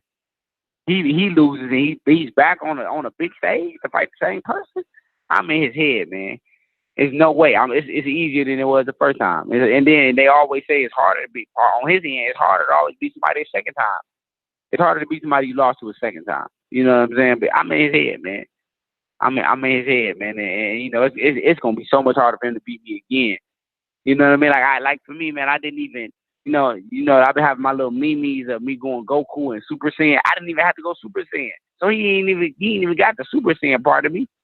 He just got the Krillin part. I was Krillin that night. He didn't even get the Goku. Hey, hold on, bro. You got me over here dying, my nigga. Hold on. You said you was Krillin, my nigga. You want to even tap into nothing? Hey, I wasn't even Gohan, Goku. I wasn't none of them Vegeta or nothing like that. Frieza. I was Krillin, bro. I beat him as Krillin. You know what I'm saying? Like, you know what I'm saying? Like I had my little they called me breaking my Cartier glasses, man. They called it my little power scouter for the little thing. You know what I'm saying? For the little. So when I power scouted him, man, you know, like I said, everything was good, man. But you know, like I said, that wasn't even my best. I didn't even have to go in my bag and do nothing different because what I was doing was working for me. And when something ain't broke, you don't fix it. So like I said, it was I beat him with basics, man. Basic technique, you know what I mean? Basic footwork, basic agility, basic head movement. You know what I mean? Everything was basic. Like I said, he didn't force me to dig in my bag. So I didn't even go in my bag yet. Were you upset at the announcers, especially Harry Lazard, his scorecard, and just the fact that they were influencing the audience? Man, I couldn't believe it, man. I literally couldn't. And my thing is, what hurt me the most is I couldn't believe Lennox. You know what I'm saying? Like you built fights on using your jab. Like, you know what I'm saying? Like you made fights. You won fights off just, you know, dictating and using your jab. You know what I'm saying? And like I said, it was pro Charlo. The whole promotion, the whole card was pro Charlo. The whole fight was pro Charlo. You know, like I said, you seen a commercial, man. I wasn't on a commercial. I wasn't on the goddamn. You know what I'm saying? Like it was barely you saw the B side of it. You know, you saw the B side fight. You rarely saw the B side. You know what I'm saying? So for me, man, I muted it. When I watched fight second time, I muted it because I already heard how biased they were. So I just muted it, man. And for them to have a card one me down so big, like what did he do? You know what I'm saying? It just show you how much the world does not know about the sport, the art of this shit that we in. Like the world just only see a nigga that's pushing it. And like, go watch MMA if you don't want to see the motherfucking art. Like, go watch a motherfucker that don't know nothing. They just gonna swing and try to knock you out. Go watch that shit, man. Tony, so are you signed with Heyman? I know it's a dumb question. I know it's a dumb question, but I want to make sure. Al was my guy. Al was my guy too. So do you feel like now the rematch is going to be Tony Harrison, the A side, or is it going to be more about Charlo having to avenge his loss? You know what, man? To be honest, it might just be Charlo having to avenge his loss. That headline sounds sweeter anyway, man. You know what I'm saying? Like, for me, man, keep me on the B side. I'm more hungry when I'm on the motherfucking B side. Like keep me away from the commercials. Keep me away from all that shit. Like, don't fly me out doing training camps and say, promote this and do like, no. Leave me in the motherfucking basement. Let me just chill. Let me keep grinding. Like, keep everything about him. Like, you know what I'm saying? It just makes it that much sweeter, man, on my end, man. When you accomplish something and they never think you can accomplish something, it makes it that much sweeter on my end. So for me, man, just leave me in the basement with the rats and the roaches and keep me around hunger, man. Keep me where I should be hungry. Like I said, man, I think he took me for granted. He, you know, during the fight, he went to the other fight. You know what I'm saying? Press conferences and Floyd Mayweather was around. Like, you know what I'm saying? Like, keep me on. While he was doing all that, like, immediately after the fight, I was training. I went right back to training. You know what I'm saying? So for me, man, just keep me on the side of the fighter, man. You know what I'm saying? Keep me on the B side. Keep me on the side where the motherfuckers is hunting. Keep me on the motherfucking what's the guy that rocked fought that was grinding like a motherfucker? The guy that Clubber Lane. Keep me on the Clubber Lane side of this shit. Keep me on the Clubber Lane side of that shit, man. Cause that's the way I work. Hey, Tony, I just wanted to go and elaborate on the being hungry. Jared Hurd's out there. He says that he's willing to give a rematch with you. He got 2 belts. You got a belt. Big unification fight. Obviously, everyone's going to be looking at Hurd as the pretty start because they were setting him up for the Jermell Charlo Hurd fight. If you had an option between Jermell and Hurd, would you go after the Hurd fight and get that avenge loss and 3 strap? Hurd. Easily Hurd. I would easily, like I said, but you've seen all the interviews that I've seen. Hurd doesn't really sound too convinced to fight me. He don't really, you know what I'm saying? Like he don't sound too high, too happy. You know what I mean? Like he in his heart, man. Like I said, he came right to my chest. In his heart, he wanted Charlo to win. You know, I'm the hardest fight for anybody to do. I'm the hardest fight for anybody in the division, man. And that's what my heart is at. You know what I'm saying? Them guys don't want to fight me, man. They don't want to do it. You know what I'm saying? So they can talk their game and all that, but you know what I'm saying? Like you see the same interviews that I see, and you see that Charlo, he could have easily jumped in the ring on me, like they both been doing on each other. Once he seen me win, he could have easily jumped and said, "Let's unify," and I would have been like, "Hell yes." You know what I'm saying? But instead, he's talking about fighting the other Charlo brother, the bigger Charlo brother, moving up to 160. Like I said, he knows how bad I want that fight. Man, I wanted that fight before I won. I wanted that fight bad as hell before I won this fight. So they know how bad I want that fight, man. If I could do anything right now, I wouldn't even waste no time. Like I said, I'm not even going backwards. Like for me, now that I'm on the stage, it's world championship fights. Either Hurd. If it's not Hurd, it's Charlo. And if it's not Charlo, it's somebody like going overseas to make that money and fight somebody like Kilbrook. It's nobody else. It's literally nothing else. Hey man, talk about making that money, right? What if, know what I'm saying? We know Al Heyman advises different people. He advises Danny Jacobs, and he's not signed to a network right now. Now we know you guys are not necessarily signed to a network. What if, somebody like the Zone, ESPN come with a bag that looks pretty good, you know what I'm saying? Look appeasing to you. Would you take that to your advisor, or do you just trust what y'all have with Fox going now? And it will give you the opportunity to get that A-side treatment. I know you say you like being down in the basement, the gutter, but all that shit. Look it out. I'm from that, and once we get out, we ain't trying to go back, right? Right. I mean, of course, but like I said, the most important thing, man, as long as I'm in the sport, the most important thing as a fighter is being consistent. You know what I'm saying? And right now, the Zone probably is the most consistent thing that you see out there. Not the best, but I would never ever leave Al. Al is, I think, is one of the best for the fighters. You know what I'm saying? Like Al shows you love, man. He's the best thing popping for a fighter. When it comes time to promote fights though, and keep you active, I think Eddie Hearn is doing an awesome job with everybody he's got in his stable, especially his champions. You know what I mean? So for me, man, for the sport, the sport that you in, man, football is played every Sunday. Basketball got 82 games or something like that in the regular season. You know what I mean? So for me, man, I just, for me to stay sharp, I just want to be consistent, man. I don't give a who it's against or none of that. Like, I just want to be consistent. I want to be able to put out what the people know I can put out, especially with my people. My people for sure know I can put out, and the city of Detroit know I can put out. But it's hard to do sometimes when you're so inactive. Hey, Tony, and I know you mentioned that you said that you would be willing to fight everyone. I just have to ask the questions, for the podcast. We talked about her, we talked about Jermell, even Kell Brook you brought up. What about Jaime Munguia? Is Jaime Munguia also on your radar? I know he's on the other side, but is Jaime Munguia, he got the WBO? That's probably the last person on my list. That's probably last option for me. You know what I'm saying? Like, it's so many fights that could be made on this end. I even seen that Earl Spence said he would move up. You know what I mean? So there's so many fights that could be made on this end that makes sense. That, you know what I mean? Like, I wouldn't even bother. You know what I mean? I wouldn't even entertain it if it's not for the bag, like the whole bag.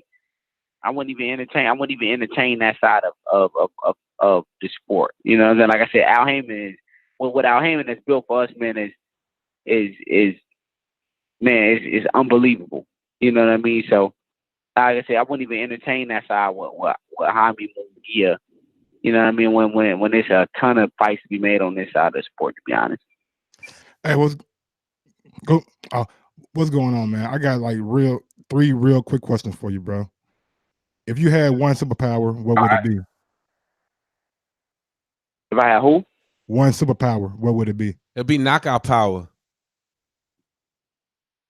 My superpower is to read somebody's mind. That'd be a hell of a fire weapon in boxing.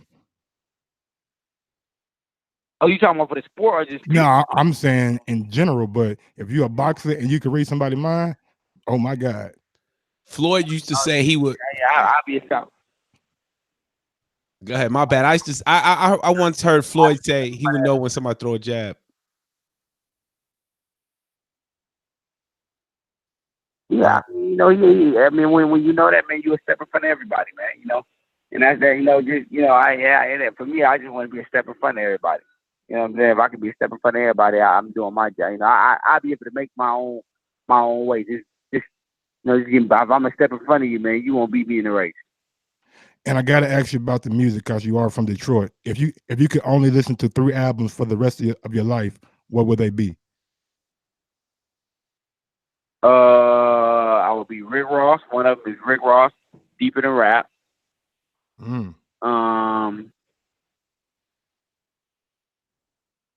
I picked the Jay-Z Blueprint, the Blueprint 3, and I picked Lil Wayne and Carter. The first one? The first Carter, yeah, the Carter. Okay. And my last one. If you could only do one thing besides boxing, what would it be?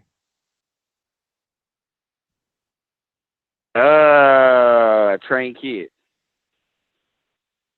Nice. Tony, you gonna have any amateurs? Because I heard you say you've been training kids. You got any guys that are like gonna be good amateurs? Oh man, you know what, man? I got a three. I mean, I got a stable of guys that are good, but I got 3 guys that rank. One of them 178 in the youth division. He's number 2 right now. Then I got another kid that's number 1. He's the 85 pound division. And then I have a girl. She's like number 3, and she fights in the 130, and she's in the junior. So, you know what I mean? My stable is tough, man. Like I said, I hope Charlo really was talking serious when he said my gym could go against his gym, and we can get something going on that end. Because I would love it, man. That would be good. Not only us fight, but we get a chance to bring each other's fighters together and make some things happen. And I think that's great. Now that's amazing, bro, because not a lot of fighters are training, especially not while active. To be active and giving knowledge like that is amazing. Listen, Tony, we've had you for a long time. So do you have more time, or do you need to cut out? Because you are the champ. I know you're being pulled. I'm chilling right now. All right. Y'all got me right now. All right, so we got some questions that come from our most trusted and loyal listeners out there. It's our Patreons, and we had a post called "Ask the WBC Champion Tony Harrison a Question." So stop me whenever you get bored or there are too many, because there's a lot of people that love this show. So David Caldwell says, "How did you break the bluffs?" I have no clue what that means. Yeah, you said the bluffs. No, they did the buffs. Yes, the buffs. That's a Detroit thing, man. That's a Cartier. Yeah, that's a Cartier thing. Oh, the glasses. I was just so excited, man. Yeah. Okay. When they said "and the new," man, my dad was ready to give them to me, but I ended up smacking his hand, bumping the cameraman, and bumping to the referee, and it was just ecstatic, man, and ended up breaking them, man, and swinging everywhere. This was too wild, man. You know what I'm saying? But like I said, I was just ecstatic of everything that was going on, man. And, I was just blessed that night, and bad as hell, I messed my cardies up, but I was blessed that night, man. And was going wild and crazy, man, and ended up just bumping my dad and breaking. See, Did you get some more? We call them party specs. That's what we call them out here on the East. The specs. Yeah. We call them bus on the. When you come to Detroit, man, you'll see 100 people. Like if you bump into 100 guys, probably 95 of them got on bus. I ain't gonna lie to you, probably like 95. That's like a Detroit thing. You know what I mean? See, we blessed, man. Our show is international. Shout out to David Caldwell putting me on. See, I had no clue about buffs. We're going to go to New Jersey with King Amin. Says, first off, congrats to both you and Detroit for the big win. My question is, was there anything specific that you learned either about your character or as far as technique from the Hurd fight that helped you in this fight? You know what, man? Like I said, Hurd, I was doing Hurd the exact same way. I think the difference between the Hurd fight and the Charlo fight, I think, you know, my team learned from the mistakes that they made. You know what I mean? Like not so far as me, but I just think, you know, once they got the title fight thing going, and it was said that it was going to be a title fight, they kind of you know, they kind of pushed me a little too far. You know what I mean? They kind of pushed me a little too far, and I didn't have too much to give when the fight came. You know what I mean? So I think the mistake, like I said, I'm just the guinea pig for the team, and we all learning together, man. You know, this is our first rodeo together. This is our first rodeo. This is my first rodeo becoming a world champion. My dad's first world champion. My brother just first person that he's been training as far as stripping and conditioning on a high elite level. So I kind of think that we kind of just getting, you know, we just kind of, we still learning, man. We still learning, and you know, the mistake that we made, you know, like I said, they camp was so good. It was so calculated, man, that it gave me the opportunity to still have a lot left in me, and I had a lot of bounce left in me when it's time to fight. All right, we got another one comes from Mad Ben. He says, congrats. Did you use the John Jackson fight as a blueprint? Do you feel like a champion? You know what, man, to be honest, I swear to God on my son, I didn't watch literally not one fight. I didn't watch not one fight of his during the whole training camp. You know what, like I said, man, if you're talking about feeling like the champ, you know, like I said, I thought I was already the champ, man. So this is, you know, the only thing that's changing is everybody calling the phone, want to do interviews, but you know, nothing's changed for me, man. And I always felt like I was the champ anyway, like I said, man. So, you know, this is just nothing new. You know, finally the world just finally recognizes it, you know, from a fight.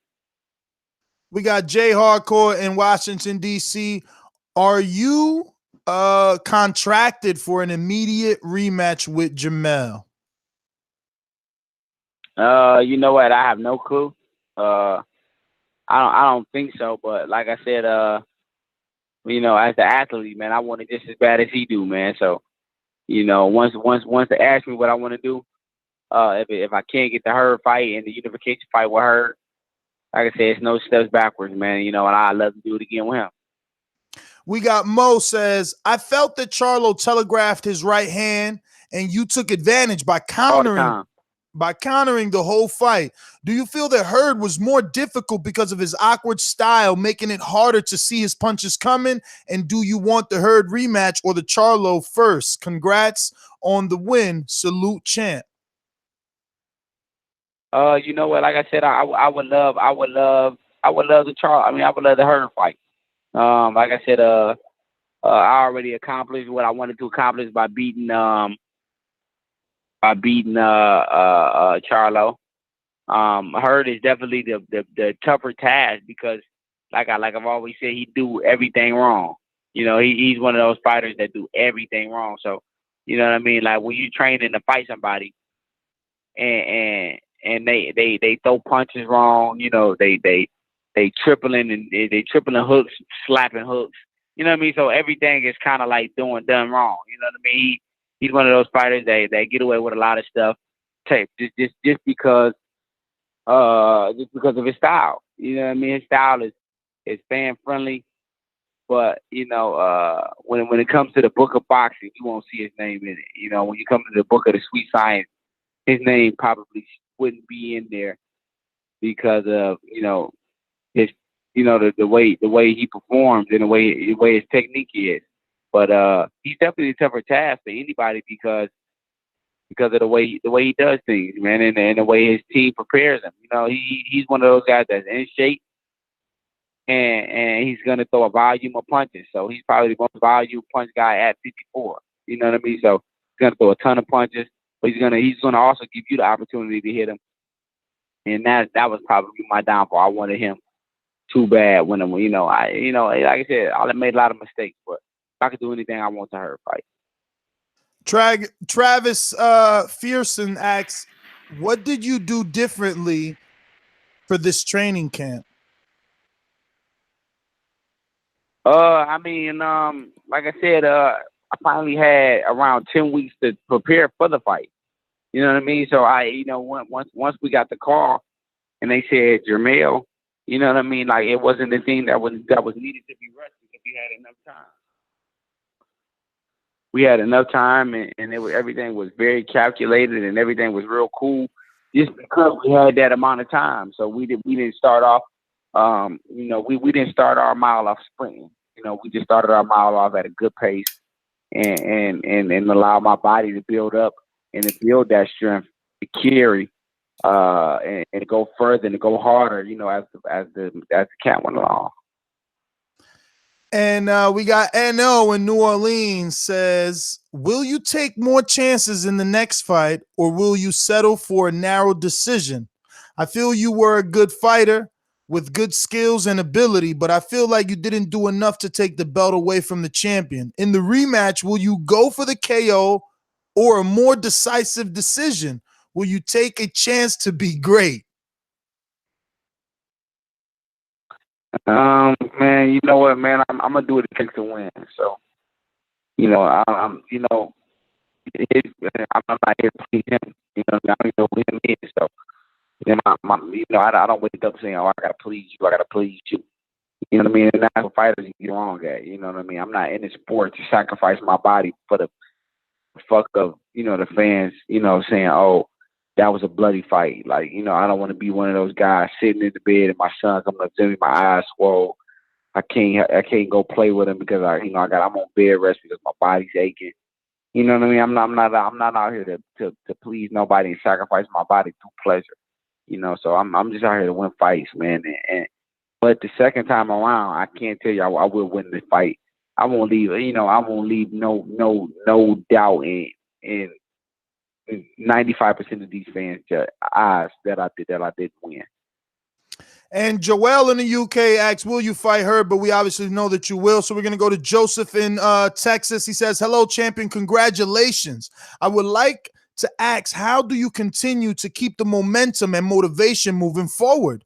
It seems that this win was a accumulation to all of your trials and tribulations. How can you avoid an emotional letdown in the next fight?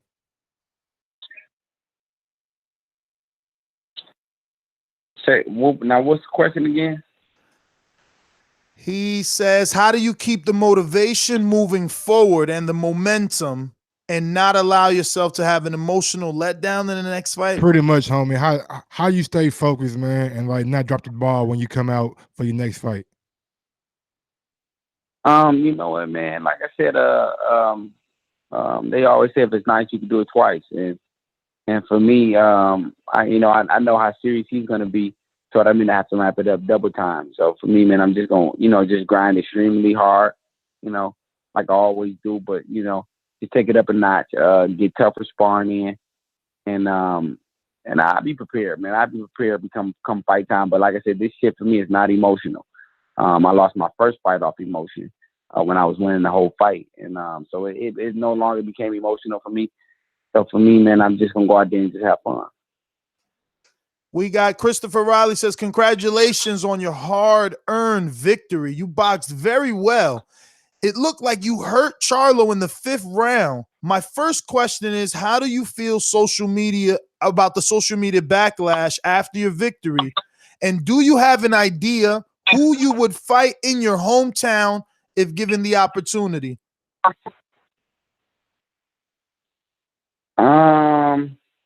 You know what? Given the opportunity to fight in my hometown, man, just that would be such a blessing, man, because that's all I ever asked for. Who would I fight? I would fight Charlo here. You know, if I could fight Charlo here, I would fight Charlo here.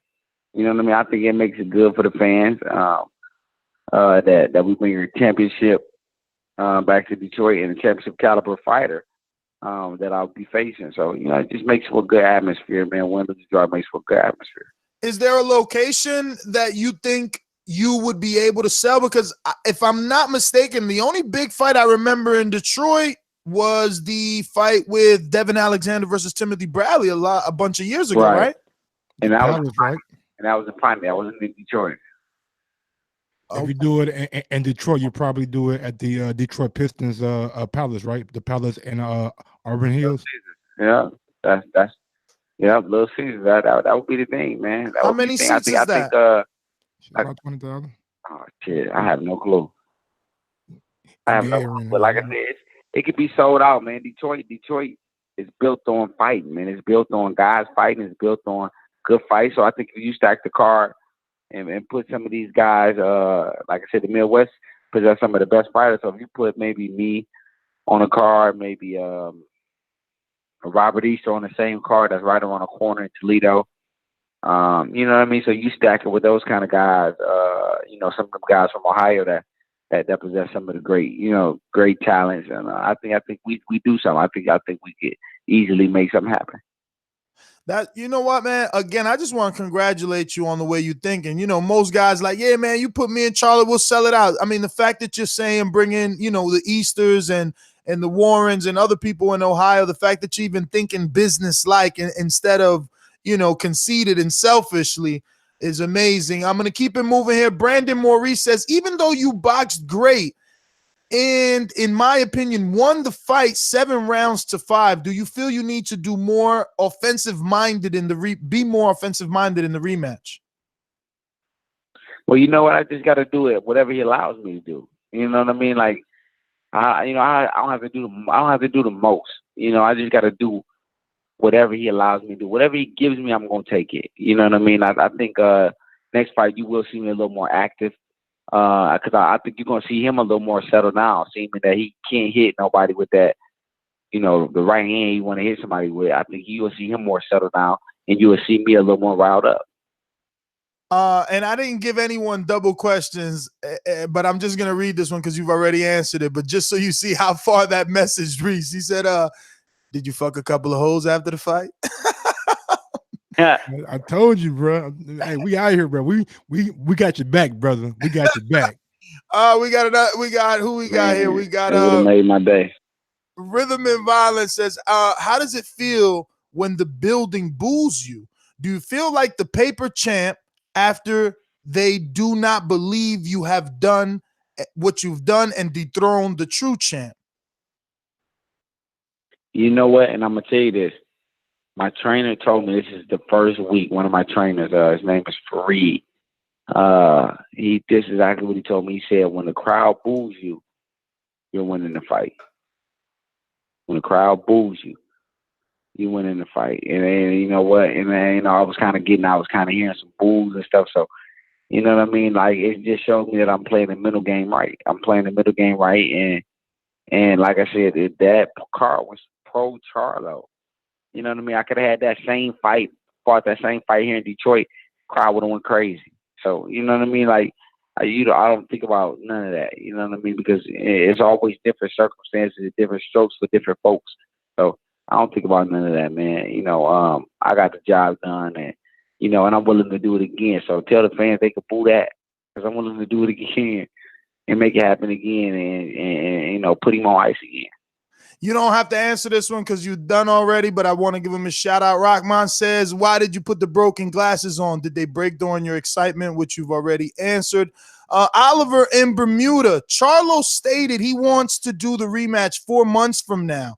Is that too quick of a turnaround? Are you willing to fight on the Earl Spence undercard knowing it will be in Texas?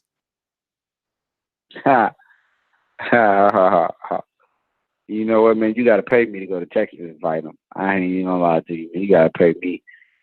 stupid amount of money to go to Texas and fight him. But 4 months is cool, man. Like I said, as a fighter, man, you just want to be active. You want to stay active, man. And 4 months that's pretty dope. That's pretty dope. I think to get back in the ring in 4 months and to fight another championship fight, keeping the tools sharp. So 4 months would be perfect for me. I'm not complaining at all if we was fighting 4 months. Great. We got Elms in the UK. First and foremost, congratulations all the way from London. Due to the fact that they were using you as a comparison fight for Charlo, do you feel as though you have the right not to grant Charlo an immediate rematch, especially when he wasn't gonna give you one if you lost? And you know what? That's the thing. That's the thing you kind of think about sometimes, man. But sometimes, us fighters, man, think too much like managers, man. And like I said, sometimes I get a little ahead of myself and I start thinking like, okay, I'm the manager, I'm the advisor. But in realistic terms, I'm just a fighter. I'm just a fighter, man, and blessed to be in the positions that I be in. And when it's my time, when it's my time to shoot, I'm gonna shoot. Jose Garcia, we're almost done, champ. Jose Garcia, congratulations, champ. Seeing how the narrative on social media is coming across as how Jermell Charlo got robbed, does it bother you or does it motivate you to prove the doubters wrong in the rematch, if there's a rematch? Also, you answered that about Munguia and about unifying. So, yeah, I guess just does it bother you that the narrative on social media is that Charlo got robbed? You know what, man? They always say Detroit people robbing people anyway, so. Man, they say I robbed them. They say we got robbed. They say I robbed them. We robbed them. It only fits what they say we do anyway. So for me, man, it's just like, hey, you know what I mean, man. Like I said, half of the time, most of the guys that are speaking on that behalf wanted to see Charlo versus her, or they're Charlo fans, or the fans of Charlo. So, no, for me, man, I'm just gonna sit here and say, and the new. Every time somebody says this to me, all I've been telling them is, "Oh, you lost the fight." Guess what I tell them? I'm like, hey, you know what? Guess what? And I write in capital letters, "In the new." Did you by chance see Teddy Atlas video where he came out and said pretty much that he thought the judging was spot on?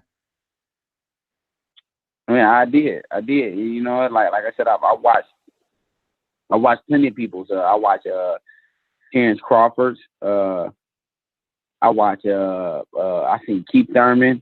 I seen even the guy fought E.J. Smith wrote about it.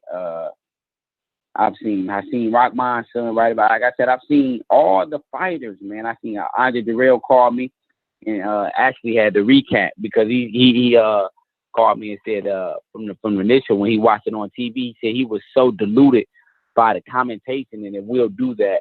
You know what I mean? That he had to go back and watch it, and he said I dominated the fight. And he said he had to recant what he said the first time right after watching the fight because he never had to do that, but he said he recanted himself and said that he gave me an apology and said, "My bad, you won that fight."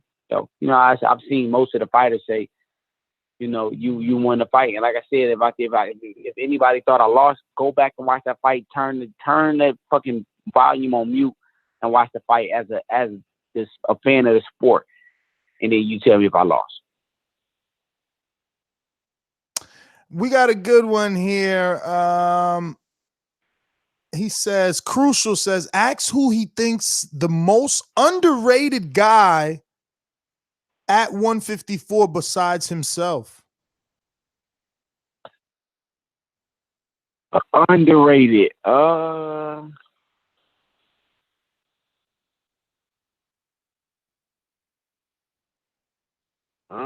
hard. That's hard to say. That's a hard question, man. That's a hard question to ask.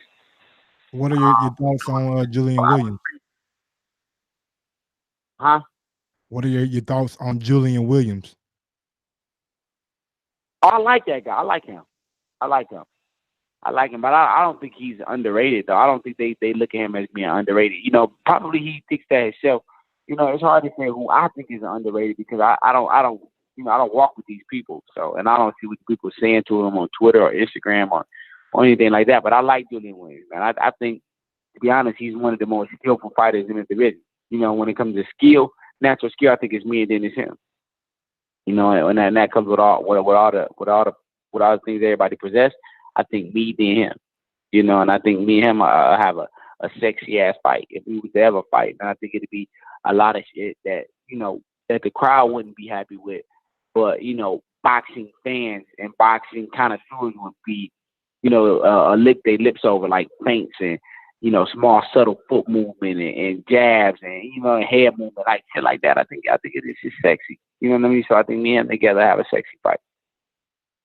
All right, we got about 2 more, 3 more. We got Bo and Bama says, great win. What did you think about fighting the twin brother, Jermell Charlo? In my opinion, you would absolutely go down as a great if you beat both Charlos. You know what, man? For me, it's you know, it's not a feeling of who, you know, like I said, I fought everybody. They called me for a fight and I said yes. I have never said no to anybody. Anybody that can put on a pair of gloves, I've never said no to. But for me, I wouldn't jump up in a weight class to fight somebody who's damn good and they, you know, at a world-class level himself. His brother's at a world-class level, just like Jermell is. They're both at world-class levels, you know. So for me to jump up, you know, weight class to do it, I wouldn't do that. But to fight him at 154, I would definitely do it. How comfortably do you make 154? I mean, I don't think it's a person out here fighting at any weight that just soaks it and makes it comfortably. You know what I'm saying? So. I think everybody goes through that week of last little minute struggle, just like I do. So, you know what I mean? I'm comfortable fighting at 154. If you ask me the day of the fight, do I feel comfortable? Do I feel good? Do I feel strong? Yes. So, I think each and every one of us got our, you know, our pet peeves and our likes that's dislikes, you know, like our foods that we're not supposed to fucking eat, but we stay eating this shit. So I think we all got one of those, and I think in every weight, you know, you find that fighter you know, reaching for those few extra pounds at the week of the fight. All right, we're really down to the last ones here. Alexander Hodgkins, congratulations on the boxing. And this one you probably don't have to answer, but, you know, since he talked highly of you, I want you to hear. Congratulations on the boxing lesson you gave Charlo. You showed great ring craft and generalship. In a potential rematch, do you expect Jermell to rush his work and simply look for the one-punch KO as he did on Saturday? And will you deploy the same tactics which worked so well in the first fight? You kind of answered that already, but again, like I said, since he spoke highly of you, I wanted you to hear it. And the last one truly comes from the UK. Solo says, now you've got a belt and you're will you join Eddie? Obviously, you answered that, but the second part is also you need to let my guy Ted Cheeseman get a shot. He's 23-0, 15. No, he's 15-0. Easy money. KOs. Easy money. And he's with Matchroom UK. Let's go. So if you want an easy check, my nigga, look here, look at bringing it up because you said you'll go to the UK for that check. Yeah, exactly. If you want an easy check, my G, go fight Ted Cheeseman, bro. You go get you a big fan base over in the UK. They'll fall in love with you, bro. You'll knock him out first round. I've never heard of him, to be honest. I know me. I've never heard of him. I've never heard that guy. Like I said, if I go to the UK, it's only one guy and one guy only that we talking about. And if it's not him, there's nobody else. Now, since you said that we talking about, have you like talked to Al about this? Like, yo, Al, try and get me that Kelbrook fight. You know what? Like I said, I'm just enjoying my family. I think Al knows it's the holiday season. I think I'll probably talk to him beginning of the year next year. And, you know, we'll sit down and we'll talk about what's next for me. But other than that, man, like I said, it's holiday season, man. Get ready for the new year. I'm enjoying my kid. I had a long camp without him. So it's just one of those dead weak times where he just letting me enjoy myself, let me soak in that I'm the champ right now. Let me enjoy my belt. Let me walk it around and strut it through Detroit. And I'll probably talk to him at the beginning of the year, and then I give him my suggestions. He give me his, and we'll meet at a comment, and we have a fight sometime beginning of the next year. What's your number one suggestion? Go get the bag. We need the bag. Let's go get the bag. Whoever wants to work. I'm telling you, I'm not shying away from nobody. Whoever wants to work, I'm saying yes. I'm saying let's make it happen. Let's get the bag. But mainly, my number one suggestion is, Al, let's fight in Detroit. That's my number one thing. I don't care who it is. Win, lose, y'all, let's fight in Detroit. Tony, my last one, when I interviewed you for the New York City press conference, I emphasized a lot on the stamina. Oh, what you gonna do? The stamina. Oh, you got tired in the hurt fight. Stamina. Did you at all feel tired this fight? Man, I cruised through this fight, man. It's like I said, I took that boy to school, man. I just showed that boy, I showed the world, man, that you don't gotta sacrifice your body, you don't gotta break down. You ain't gotta please the fans. Do it for you. Do it for your family. This sport don't love nobody. You know what I mean? So don't try to give it love back. Just do your thing, man, and come out this sport as healthy as you can, man. Because the longevity, like I said, this ain't got no pension, no 401k, no insurance for nobody. So I just tell everybody keep it safe, man. And as you can see, man, you can win a fight and walk out without a scratch, just like I just did, and win a world championship out doing it. So, don't go the extra mile to do anything different. Tony, man, I want to thank you. This has been a very real quick before we let Tony go. And I just want to thank you for your time, man. I know that you've been busy, been pulled in all different angles, and just taking out the time to come on here, it means a lot to us and our listeners. Take it away, Mike. Next time you got to fight, man, you got to let TBV know, man, and let us try to get in that camp, man, and get a little camp life action from you. I've never even been to Detroit. You haven't been to Detroit? Ever. Shame on you. Ever. Hey, I live by Toledo. Don't ever say that. When you come down here, don't say that. Just say, "Oh, I love Detroit." Yeah, say that. Coming down here. Look, just remember, say Coney Island. Whenever somebody say Coney Island, you've been to Detroit. So just say, "Oh yeah, where the Coney Island at?" And it's Coney Island everywhere around Detroit, but it's like a Waffle House to the south. So just say Coney Island, and don't ever say that though, because they look at you as a target, man. Like, "Oh, he's so sweet. He's so sweet. I can leave." So. Don't say that, man. Don't say that. Now I gotta get that. I gotta get that Tony Harrison G pass in order for me to go down there. You good? Hey man, you good by me? Good by me, homie. But shit, I can't. There's savages out here, man. I can't stop all of them. We gotta eat, baby. You know what I'm saying? We gotta eat. Hey man. Listen, Harrison, man, thank you so much. We appreciate the time, man. Enjoy your holidays with your family. Enjoy the title, man, and thank you again.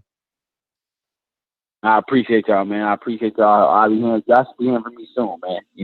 Have that same conversation as soon as they leak out that when the date is and who I'll be fighting, man. Let's have another one. For sure. Give out your social media, man, for any crazy fans not following, they can do so at this time. Yeah. You know what, man? Come on, crazy mo. Come on, some more. I need some more crazy fans. I already got a lot of here, so follow me on Instagram at Made in Detroit 1990, and on Twitter at I Am Boxing. Come show love, like I said, or come show hate, or just come talk some shit, or just come kick it with a casual guy, because I'm gonna kick it back for sure. So. Come show love. If it's hate, I ain't kicking it back. But if it's love, I kick it back. Detroit, stand up. Mr. Harrison, man, thank you so 100. much, brother. Anytime, my guy. All right. There you have it, ladies and gentlemen. Tony Superbad Harrison live on the show, man. Great interview. That's the one of the year right there, man. That might be the best one that we did all year. He was talking greasy he said, "Nigga, you lucky I ain't hang up on your ass. You lucky I ain't hang up on you, boy. I was this close. I was gonna hang it up." I was like, but nah, man. All in all, man, great interview. He was very transparent. Some of those Patreon questions, I thought he was really gonna hang up, but kept it clear, kept it G, answered them. You know what I'm saying? Kept it moving. I like that he kept it going. I like that he kept it going. When you asked him about the superpowers, I just want to make clarification to the chat and to yourself. I remember once, and I don't know if it was the early 24/7s, Floyd had said something about like he could sense before a fighter's gonna throw a jab. Nigga, it wasn't about Floyd. It was. I ain't saying it's about Floyd. Let me don't speak. Bring Floyd up. What? So Floyd, what is boxing? Floyd, hold on. It ain't irrelevant. It's truth. All right. We were talking about superpowers. The man said, "Yo, I could sense a jab coming." Every boxer looks up to Floyd. So what are you talking about? Is irrelevant. So I was like, "Damn, that's a superpower that Floyd has." So that's why I mentioned that. You know what I'm saying? Look, I mean, appreciate shout out to Tony Harrison coming in. I mean, he pretty much answered his opinion on all the champions in weight class, you know, his previous losses and what he learned, being the B side, wanting to get his rematch, unifying the division, and wanting that money. So, you know, he's answering all the questions as a fighter. So appreciate him coming in, you know, on the show and really giving us all the little details and questions and whatnots and making it very clear what he wants to do. Did you give him a chance when he was announced to fight Jermell Charlo? What do you mean? Like, did we pick? Yeah, like, did you pick? I picked. Look, the public perception was. I mean, we all got Crow. We all thought Jermell was gonna win. But like when we called the fight live, shit, y'all see my scorecard. My shit don't be motherfucking off by any stretch of the imagination. And at the same time, you know, when me and Ness and we talked, we were like, you know, on the betting shows, we were like, you know what? There's that one that you probably don't want to be too confident on. You know, it's the Tony Harrison one. And that's the one we were like, this is the one that you really want to keep out for. And it happened. And we talked live on the show. By the time the end of the fight happened, we were already convinced that a Tony Harrison win can happen.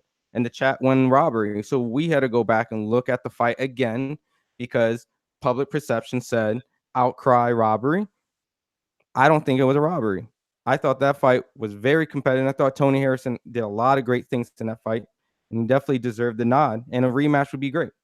Oh, let me jump out to the super chat real quick just to give some love back to those showing love for the hard work. We got smoked Ese2, I don't know, maybe Tony Harrison on the show tonight. Yeah, killing it. The neutral corner is the next one. He says Crawford mentioned with Spence and Thurman. Why?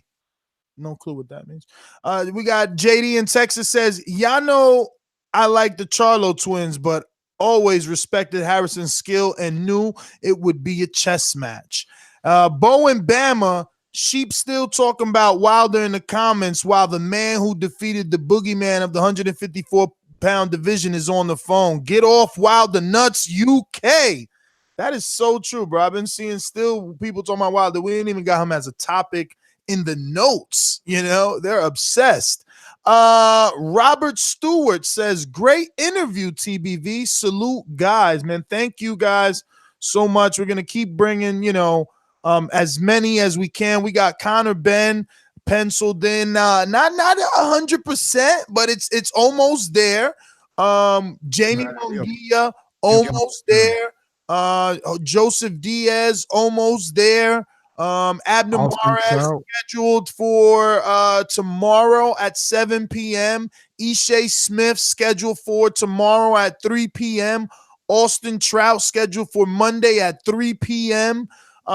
We got shit lined up. So subscribe to the YouTube channel. We're trying to get to this 100,000. First we get that 100K, and then the next day we start getting that 200K. This is how we working, all right? So we're at 92,687 subs. So, you know, we're a couple thousand away. Let's go. Subscribe to the YouTube channel. Hit that notification bell and get notified whenever we go live. We're going to go ahead and take some callers. Before I do that, I'm going to give my panelists all final thoughts. Relax. But you know the number to call in is, yes, we haven't gotten to all the topics, but there's just way too much interview time that went by. There's a lot of callers we got to get to, a lot of people in the chat that want to talk and calling in. Hit me up on Skype at Nesta Gibbs. Be part of the conversation. Don't type when you can Skype or call in 14255695241. Press 1 time to voice your opinion right here on the Voice of the People hotline, where champions call in to do their motherfucking victory lap. The hottest, dopest, #1 podcast in the world. So remember to drop us a 5-star review on iTunes because it helps with the visibility of the show. And numbers don't lie. And those numbers help us get those big guests. You want the Canelos and the Mayweathers and the Oscar De La Hoyas of the world? Well, tell your mom to subscribe. Grab your mom's account, have her subscribe. Why? Because it's all about numbers. Oscar starts seeing them numbers, we gonna get Oscar. And your uncle. Yeah, get your uncle's phone. Get your daughter's phone. Get her little laptop you bought her this Christmas. Get the little iPad you bought your son. Make that account. Make sure he's subscribed because the numbers don't lie. Numbers don't lie. And we just need the numbers to get those more difficult AJ interviews. You know, since y'all wanted us to talk Wilder AJ, there it goes. Boom. We need numbers to get AJ. All right. So final thoughts from my panel. What did you think of the show and overall? I'll set it off. I thought the Tony Harrison and Keith Thurman's trainer interview was great and informative. It was very welcoming that they just said and listened to every question that you had. That was hot. But my standout moment is the superpower that Mike asked about. And then me mentioning Floyd, but the buffs also stood out to me. I know it had nothing to do with boxing. They broke during the boxing event. The buffs, I never heard of it. The specs, I know Cartiers as specs meant as spectacles that you put on that hold pieces of lenses. For those of you who did not know what I was talking about. All right. So great show. Yes, Ron G. Yeah. And then before I go and say my final thoughts, just remind everyone that all those great questions and fun questions outside of us was all on patreon.com/theboxingvoice. And pretty much you can sign up. There's all different type of tiers.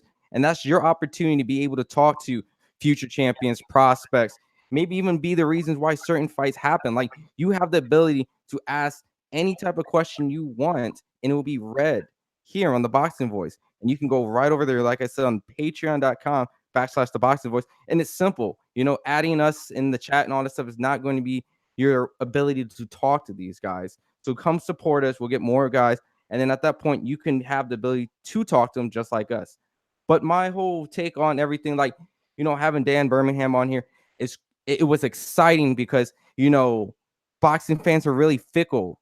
And at that point, Keith Thurman is coming back. And regardless of the perception of he's been gone for a long time, we're going to be able to see if he's really the truth, if he's really the champion, if he's able to get the comeback, you know, and, you know, having Tony Harrison on here, every little detail on who he wants to fight, where he wants to fight, does he want to unify, get his old, that was dope. So that was a great way to end, you know, the whole interview process. And thanks for having, you know, Tony Harrison and Dan Birmingham on here. So what up, Mike? Well, I gotta give a big shout out to Dan Birmingham. You know what I'm saying? He just pretty much confirmed what I thought. Crawford's not ducking anybody. You know, he believed that he wants to fight, just like Keith wants to fight, just like Earl wants to fight. So all these guys wants to fight, but I think it's our job as the media and as fans to push these guys in the direction of that fight. We got to make our voices heard louder and louder, so that the potential revenue for the fight low energy, Mike. This guy comes in with nothing. To push, comes in with nothing. Yeah, and the fans to go for that fight. And he's proven that he is the fickle fan that let me tell Ron G was talking about. The fickle fan. How am I fickle? You switching sides. You know you chose Charlo. Enrique, why you ain't drive the car? When I left, Then I tell you that I picked Charlo.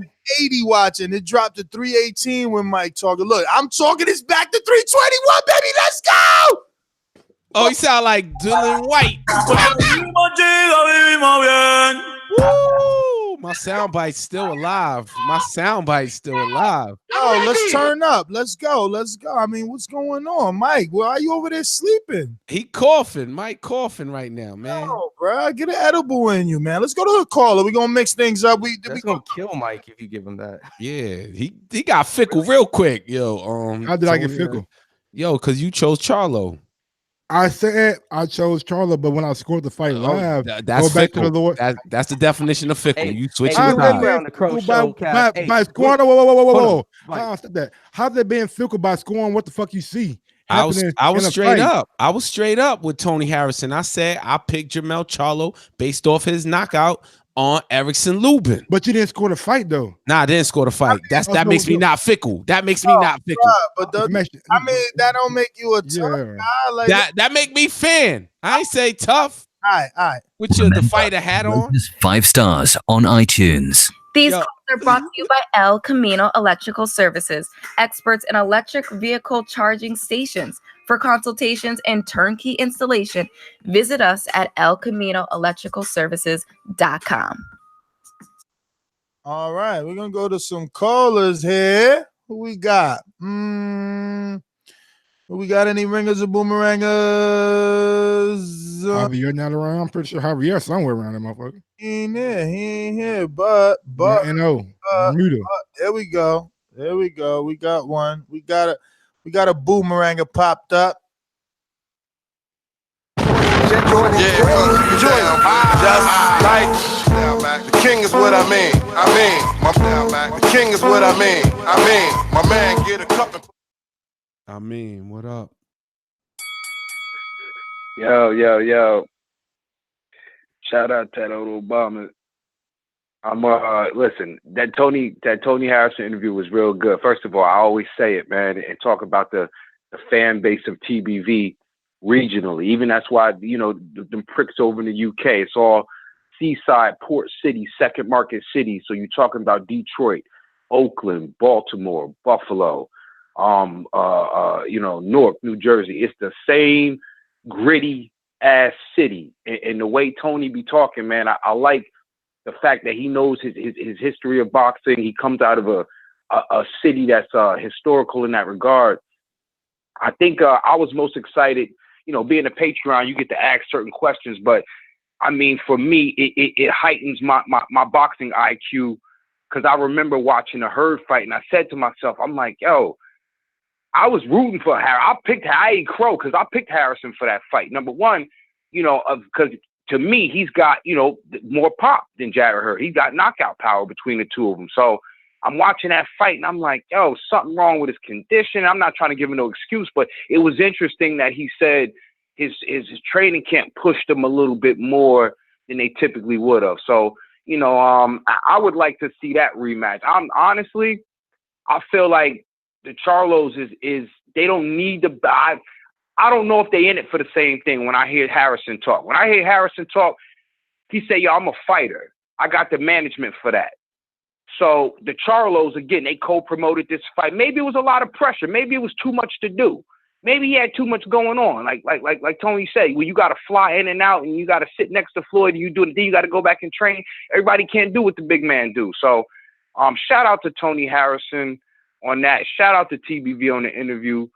I'm about to get back to this Medicina. I might boomerang in, but y'all keep up the great motherfucking work. TBV, I'm out.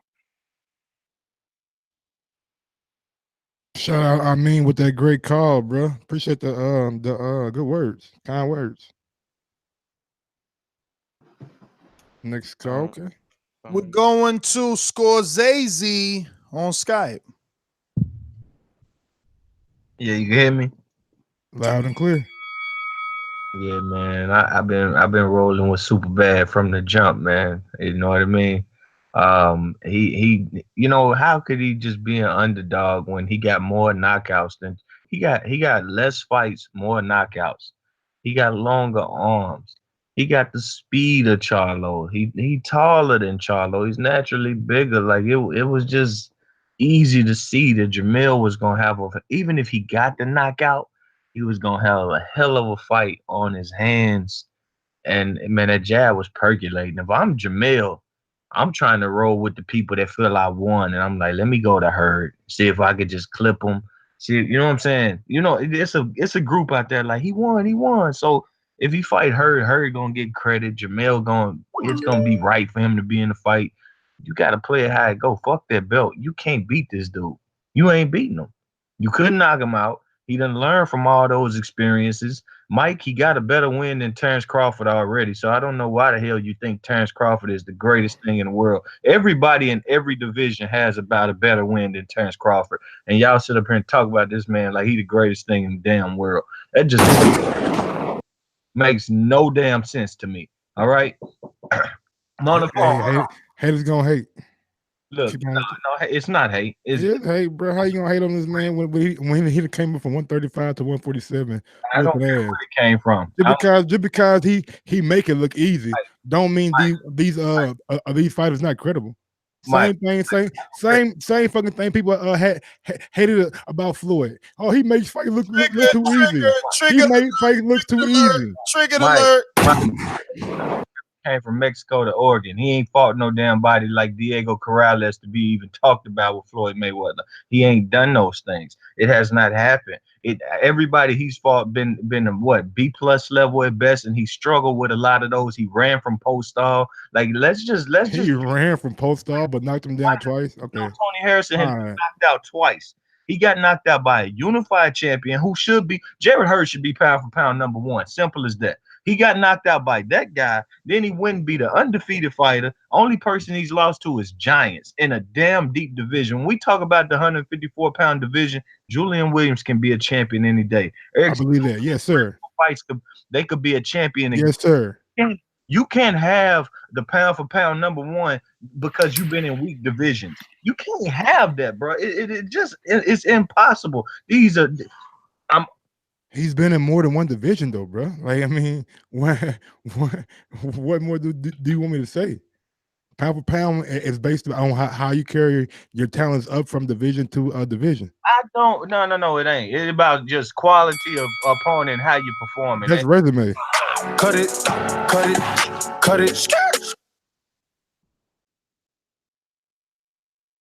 All right. Great call, Scorsese. Love the passion. You woke Mike ass up. I see he got triggered. All of a sudden he woke up. He ain't yawning no more. But we got a lot of boomerangers and ringers to get to. So all my patrons patiently wait as we get to Body Shot Benny. What it do? What's good, Body Shot Benny? Hey. What's up? Great show, you guys. You guys are reeling in big fish for these interviews. My God, TBV, podcast almighty.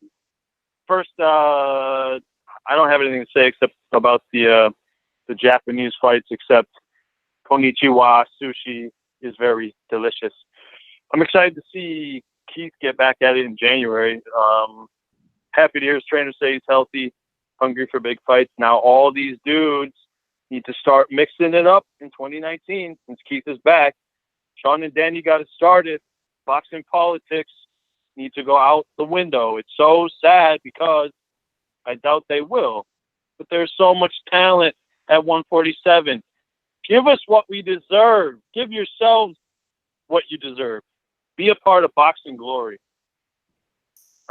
Moving on.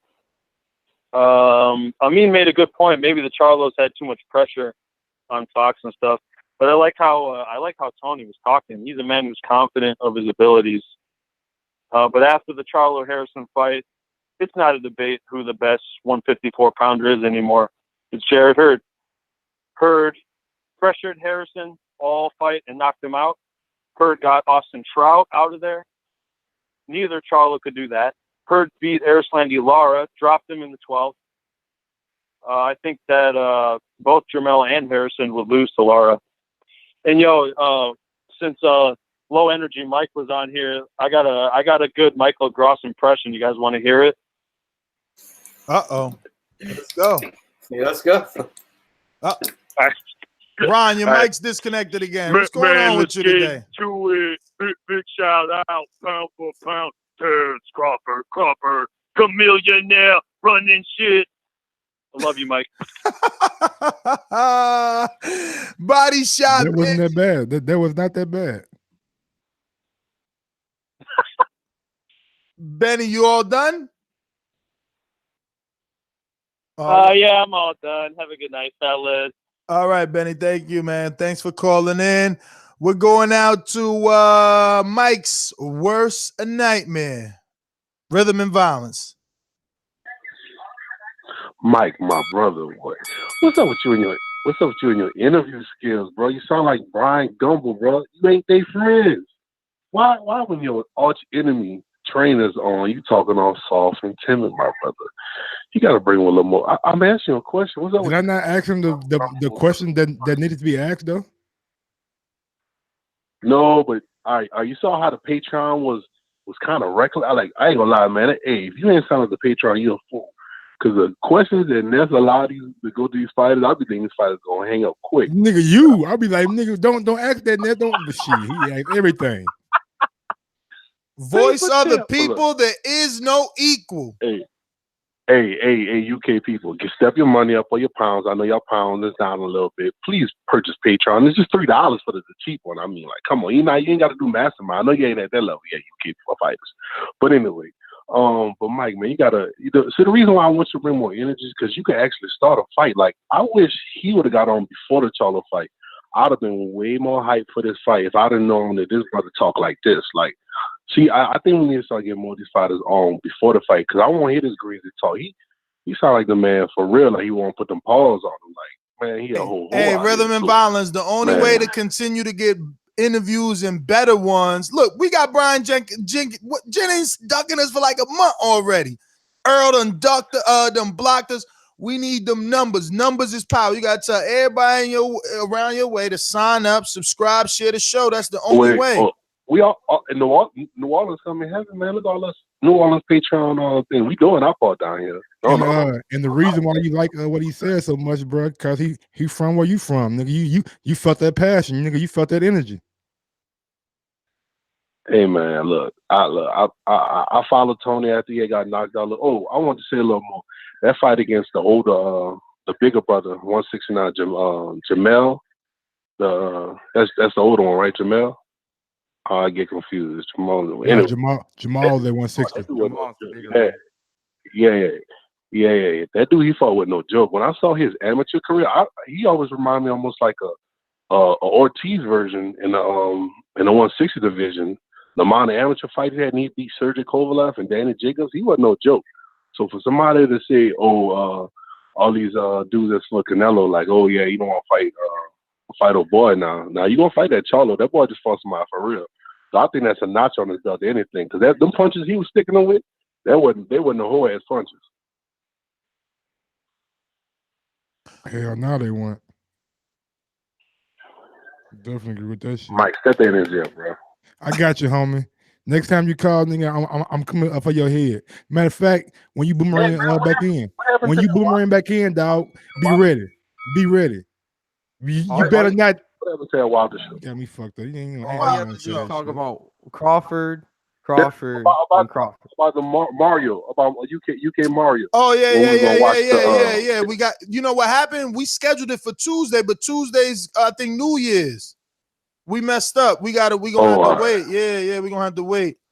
But I'm looking forward to that one. We got Prospect Wednesdays in the works.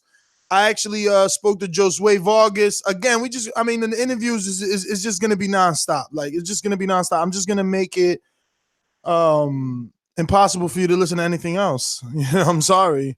I'm gonna have to kidnap your ears for about 8 hours a day. So yeah, we're gonna have Josue Vargas on Prospect Wednesdays. Also, Ron is gonna be scheduling Joey Spencer for Prospect Wednesdays. We're also getting Money Pal.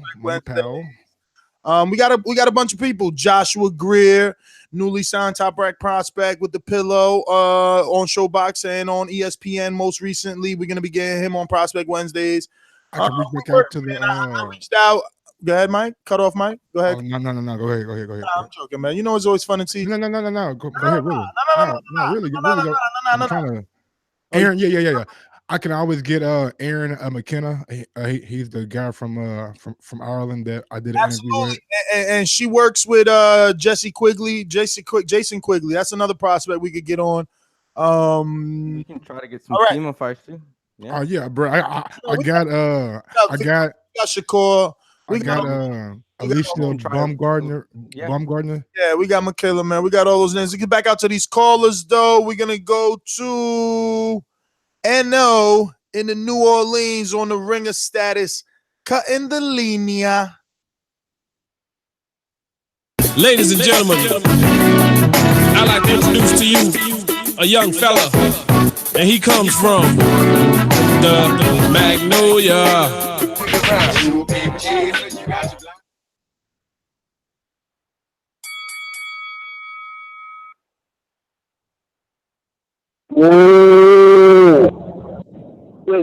What's good, people? What's going on, Inoue? You came for Tony Harrison head. Man, you already know, like, man, that picture on savage, you hear me? Especially like, look, when you come on TV, be as the people, this shit real over here, you hear me? It's savage. You know what I'm saying? If we don't keep it 100, we ain't gonna do this shit at all. You hear me? Shout out to my man, good call. Shout out to Info Joe, you call in tonight, my dude. Shout out to Rhythm and Violence, the city holding it down, you hear me? 100. But all right, let's get back to the doc and shit, you guys. So, bro, I just feel like, dude, you ain't doing enough to get the belt, man. But do the real dude, like, you know what I'm saying? I never heard like a long interview like that. Shout out to TVV once again for bringing him out of the shell. You hear me? You know what I'm saying? It took all that for me to find out dude the real dude. You know what I'm saying? I was a fan of Tony Harrison back in the gap, but he let me down twice. He did. He fought a good fight. This fight, you know what I'm saying? He fought a good fight when he lost. The 2 times that he lost, he just gassed out. You know what I'm saying? Now he showing he can go 12.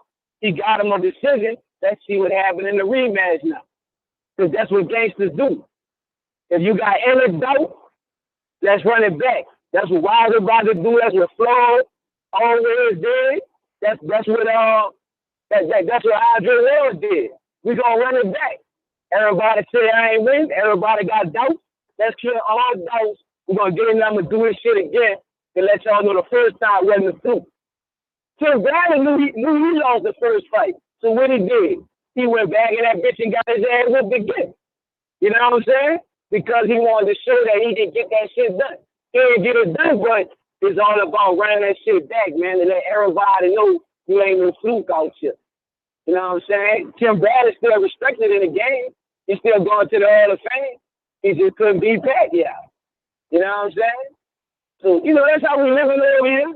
You dig? Everybody been a big daughters for the Spence. And like you go see a fight because it's going down TBV style. You hear me? You know what I'm saying? Shout out to my man, I forgot my little homie name, man. You hear me? That's my call, man. That's how we doing it. We stay savage out here, man, the Patreon. Everybody sign up. Like my dude said, $3 to get you in the door. $100 to prove you ain't no room. Ha ha! Yo, my nigga Inoue, man. Damn, $3 to get you in the door. 100 will prove you ain't no hoe. You heard me? Straight up. Damn, I love it. Yo, a lot of stupid people in the chat. I'm banning anybody talking reckless, B. You know what I'm saying? You're gonna be timed My out. bad. I was looking at Tony Harrison, the demi box rep. I was trying to see who he lost to first, but it was. Oh my God, Willie Nelson in Connecticut. Yeah. Get your casual 2.0. You and Cash need to go out and chill together, B. We already have. I know. Go do it again. Do it again. We going out too. We got Mastermind on the line. Somebody, right? Isn't on at the moment. He will be connected in the moment. Mr. Info Joe. Tell the truth, yo. Tell the truth. This portion of the show we call In the Mr. Know, Info Joe. presented by my brother. Tell the truth, yo. Tell the truth.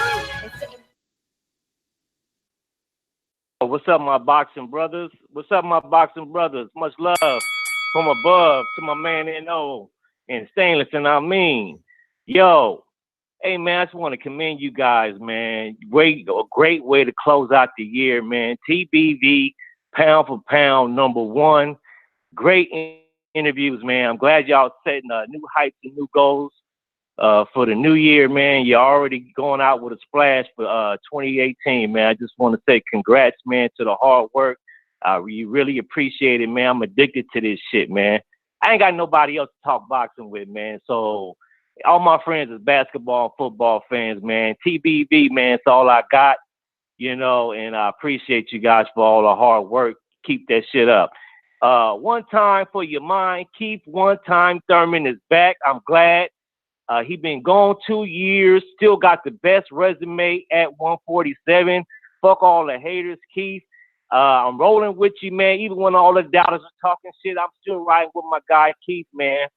This is the guy that I put money on my first time going to New York, and he won for me, and I won money and partied in New York, man. Twice he done that for me. I'm riding with this guy from here on out, even if he take a loss. As far as him commenting on Crawford, man, it's not that he didn't say Crawford is not good. I'm a fan of Crawford, man, and I believe Crawford gonna beat Spence. He's just saying that he is not battle tested at 147, in which in some ways we got to agree with it. Does he have the skills to beat anybody at 147? Hell yeah. Crawford got tools to pull out at any given time, and he is him and Thurman, man, my best two guys at 147. I hate to see the day them two guys fight. I want to see it, but I ain't gonna be able to make a pick. Question for you guys. What's the best interview that you guys had this year? I want to hear from the panel. And when we going to have a show for Fight of the Year, Prospect of the Year, and Fighter of the Year? That's my call. Shout out to all the hardcores out there listening. In the chat, TBB is where it's at. Peace. It's funny you said that. I think tomorrow morning show is going to be on the 2018 Ring Magazine little things. And we're going to get some ideas from that. And I guess me, Ness, and whoever else is going to be on the morning show, we'll tackle that real quick. Hopefully it won't take that long. You know what I'm saying? We'll go through it. Then we'll post that, what we come up with, to Patreon and have our Patreon listeners vote on it. And then we'll unveil the results maybe three days later. Or should we do it on like New Year's Eve?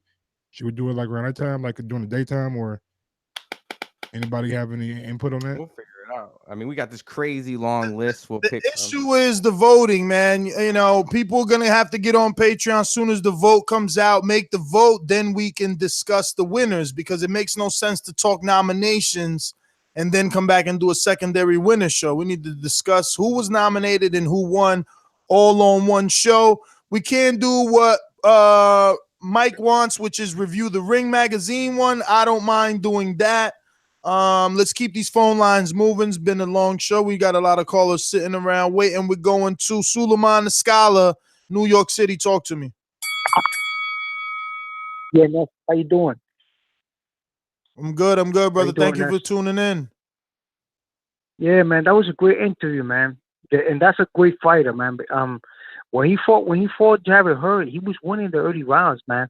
And Jared Hurd is mad big. He was competitive for the early rounds. He just ran out of gas. And Jared Hurd stepped his game up and was able to finish him. But I think in a rematch, he could be competitive. That's a good fight. I would like to see him against Monquilla. You know, I think Monquilla he hasn't reached his prime, his potential yet. While the other guys are fading, and then how long could these other guys stay in that weight division? I mean, Jermell Charlo looked flat in that fight. Maybe because he's been cutting weight for too long and he's been getting older. I think he's gonna have to move up to 160, and I don't think they should fight in the same card. Jermell and Jamal, they shouldn't fight in the same card because that affects their performance. Because I think that's the only reason that Matt Cowboy lasted a distance. He took a hell of a beating. I don't know what fight people are seeing. He looked punch drunk after the fight, man. He looked like the guy's hands was hurting him, but he just managed to win the distance. I think he couldn't pull the full trigger on his punches to knock him out because he was emotionally distraught because of his brother losing his title like that. I think another thing is that Jermell, the 154-pounder, aren't they twins? Because everybody's saying they're older and they're younger. I don't know why they say that. They're twins. The 154-pounder, what he did was I think he took Tony Harrison too lightly, and he's a little knockout happy. He's a little knockout happy. I think that's why he was getting hit so much, and also he had problem probably making weight. If he doesn't get his act together, I don't think he's going to be able to beat him in a rematch. And I think Tony Harrison should take a fight with Jamie Munguia after he beats Jermell Charlo in the rematch. If that takes effect. You guys have a great show, man. You guys stepped up your game, man. This show is very entertaining, man. You got all-star, world-class champions on the show like Tony Harrison. Big shout to Tony Harrison. Big shout to that trainer too. He gives some good info. It was pretty entertaining, and I hope you guys keep making more shows like this, man. Take care, man. Suleiman, thank you for calling in, brother. Appreciate it. Great call. We're going out to Solomon in the UK. Talk to me. Solomon. Oh shit, Solomon, man. I'm sorry. It's Javier's go. Shit, Javier, I'm sorry. No, fuck out of here, man. Yo, it's Javier, bro. I'm sorry, masterminds, dude. Mastermind privilege, bro. Javier, don't let dudes say get the fuck out of here to you. Nah, don't get involved in that, Javier. Remain. I ain't even gonna do it. Man, you soft, nigga. Remain mastermind. Go for it. Alabama. That was my mistake, Mike. Why you gotta some beef with my mistake? Nah. Shit, somebody gotta get it, nigga. Come at you. What you mean? Somebody gotta get it. If I know Javier. I ain't even tripping with the UK right now, bro. I'm fucking with the UK right now. We on good terms right now. We good. Man, my boy. I mean, Tony deserved to win. I told him that started the fight. I said Jermell ain't get a championship effort. So I mean, I agree with the decision. That shit. Tony won the fight, man. Jermell came out flat and was flat all night. Only time he stepped it up was like the 11th and 12th. I mean, if you ain't gonna step it up till the end, shit, and you're a champion, I don't know what to tell you. That's all I'm saying. But hey, man, I agree with everybody. My man Jaime Munguia, they need to give him his respect. A young fella he a young bull. He big as hell too, to be honest. Shit, they say Herb big. That motherfucker big as hell too. He keep playing. Jaime gonna put somebody to sleep. I promise you. That's gonna Herb versus Munguia is really a crazy fight when you think about it, because they both big as fuck. They way too big. They both gonna leave that division soon. Because how old Jaime? Can somebody tell me how old Jaime? He like 22, 23. He's pretty young. Yeah, he gonna be out of that motherfucker by about 25. Is that motherfucker huge? What else I was gonna say, man? Oh yeah, shout out to Mike and Mario for fucking up the morning show streak. Shout out to y'all. Y'all some fuck ups. Just want to get that out there. And shout out for Ness for looking like he 50 in them little YouTube stories. Ness, you look old as hell in them motherfucking YouTube stories. Nigga. Yo, that's what happens when you don't get a haircut, B. Niggas, yo, people want to say I'm bald, but look at all this. If I don't cut it, I look crazy. Right, Ness, you look about 58. Yo, Javier, I hit you 58 times though. How about that? All right, let me get 3 shots. You can't even throw 58 punches. I don't need to throw 58. Give me 3. You crazy? You see how big you is? You'll never hit me, Javier. Give me a 3. You think big ass slow lineman. I'm quick-handed. I'm be Tyson Fury on your slow ass. Sign up the border. I'm going to the body unlike Deontay. I'm gonna hit you in that body. You should have never said that. You the one with the motherfucking stomach. All that. He got a heavy bag stomach. Hey, I'm like Kowanaki. I'm like Kowanaki. I'm like I'm like Kowanaki. Kowanaki take punches. Kowanaki take punches. Exactly. I'm Fintu too. What's popping? All right. Well, you know, whenever we do border wars, you could be my next victim. I love a rookie. I need a cherry to pop. Peace. I need me a cherry. I done had 2 tough fights. You know what I'm saying? Where my belt at, man? So he had 2 tough fights, boy. That shit is funny. Respect. Hey, Mike. Why you acting like you on Patreon? So you ain't respect my fights? Hold on, cause you keep laughing. You ain't go look at them? Hell nah. For what? I mean, you watch videos all the time. I mean, you should check why I'm talking shit. Nah, bro. What have you done for me lately, nigga? You been inactive, like your boy. I've been inactive because like your boy. We ain't had Mike. We ain't had another A season. lot of people I heard say you ducking too. We ain't had another season. A lot of, but I'm just saying. Mike, don't be a sheep. If there's no fight card, what could I duck? But who makes a fight card though? We all do. And I thought you was. Ain't you the leader? No. Ain't you the leader? No, I'm no dictator, Mike. And guess what? It's TBV. Mike, I told you wants to fight next? TBV comments creeping Thursday. I told you that the Border Wars was only it was 10 votes behind the highest vote. Like it's losing. People don't want it. It's not my fault. You want me to force people to fight? I mean, you did put barbecue and Border Wars. Who the fuck is gonna pick Border Wars over barbecue? And I also put TBV Appreciation Night. I mean, what you want is the 3 options, bro. Like I think you did that. Like somebody want a shot. They the bet Border Wars. They could like. They don't want to walk around the hood like me and Earl. We could do they don't want to be like AJ. They don't want to have a red belt. A barbecue, then have like a fan appreciation night. Farmer. Then sprinkle like a main event in Ness versus somebody else. Establish his career off this belt. Jermell did the same one you got. This same one. Yeah. This same one. And this ain't no replica. This let them know. Replica. Let them know. She. I mean, who else got that? Usyk got it, right? Usyk got it. AJ got it. All the fucking greats, man. Did my man Lomachenko just unify with that one? Oh no, Brooke got it. I know he did. Mike used to have. Mikey, Robert Easter had it. Vacated it though. He ain't want to defend like a real walk like a man. No, I'm fucking around. We got a shout out from Zach Anonymous. TBV equals #1. About to get that 100K in 19. Also, Thurman, you have to fight to be #1. Spence is top dog. Also, we got another one from RMV. Ness, I take that bet. Let's go. Ooh. We got one. Rhythm and Violence says Ness, I take that bet. Ain't nothing to be afraid of. You know why, Mike? Because he want that belt, man. You say you want a cherry. All right, and we still need a fight card. All right. Now, what you got y'all main event? Exactly. No, just y'all. Oh, just us two? Barbecue. Oh, I'm big enough. I see. I'm like Tony. Yeah, you set out, baby. I'm like Tony Harrison. You know what I'm saying? I think if we're gonna do something like that, we need to get some good fighters on the undercard.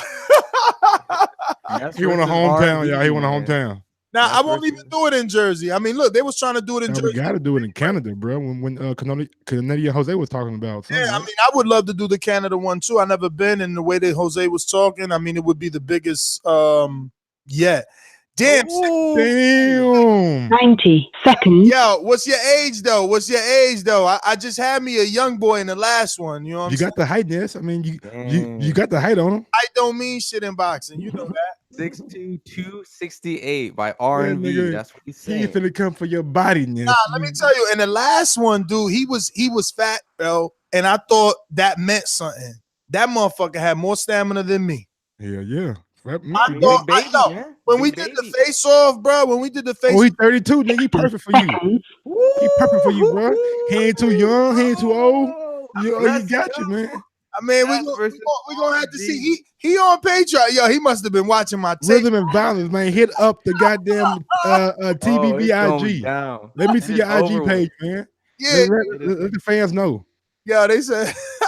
Come on, we're going to call us Julio in LA. Talk to me.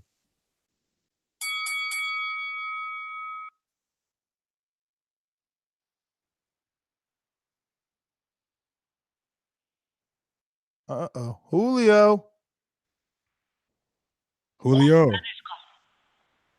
Hello? Yeah, go for it. Hello? Yeah, we hear you. Okay, well, I watched the Tony and the Charlo fight 3 10 times. seconds. I watched it in English and I watched it in Spanish.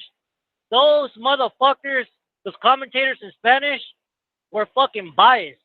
I mean, 4 rounds, they're like, oh man, this is a Charlo fight. This guy has nothing. I'm like, what the hell are these guys watching, you know? Are they eating chips? Or what the fuck? You know, I finished watching the fight, watched the fight with my dad, and I told my dad, who won the fight? Tony, thank you.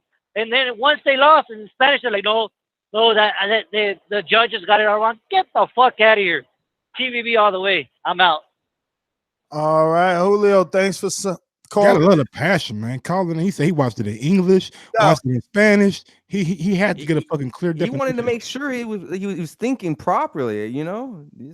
Yo, a lot of chat punks making what do you call it? Like chat matchroom makers. You know, I would lose 40 pounds for you, Ness. R&V could talk because he on Patreon. You know what I'm saying? Like, that's how you even be part of board. R&V said he'll lose 40 for you, Ness. You can't be on the outside talking. He'll lose 40 pounds for the match. Bro, that's good for him. Like, you know what I'm saying? That's 28. what Patreon, that's what Border Wars was established on getting, you know, us boxing couch potatoes off the couch from talking shit on the couch to actually getting in the ring. You feel me? But you dancing though, homie. If we're able to set this up, bro, what am I dancing about? Then I say we just need a date. Like I'm asking a question. People want to know. If we're able to nobody need to know nothing about me because I'm a champ. What are you? Hey, Mike just putting that pressure on you, man. But you make sure you put that pressure on Crawford. Hey, I'm a reporter. I'm a reporter, the same way you are. The same way you put pressure on these fighters. Like Harrison said, bro, from where I come from, I feel no pressure. Okay, then. I then. So I don't. You we're able in a perfect world. Everything.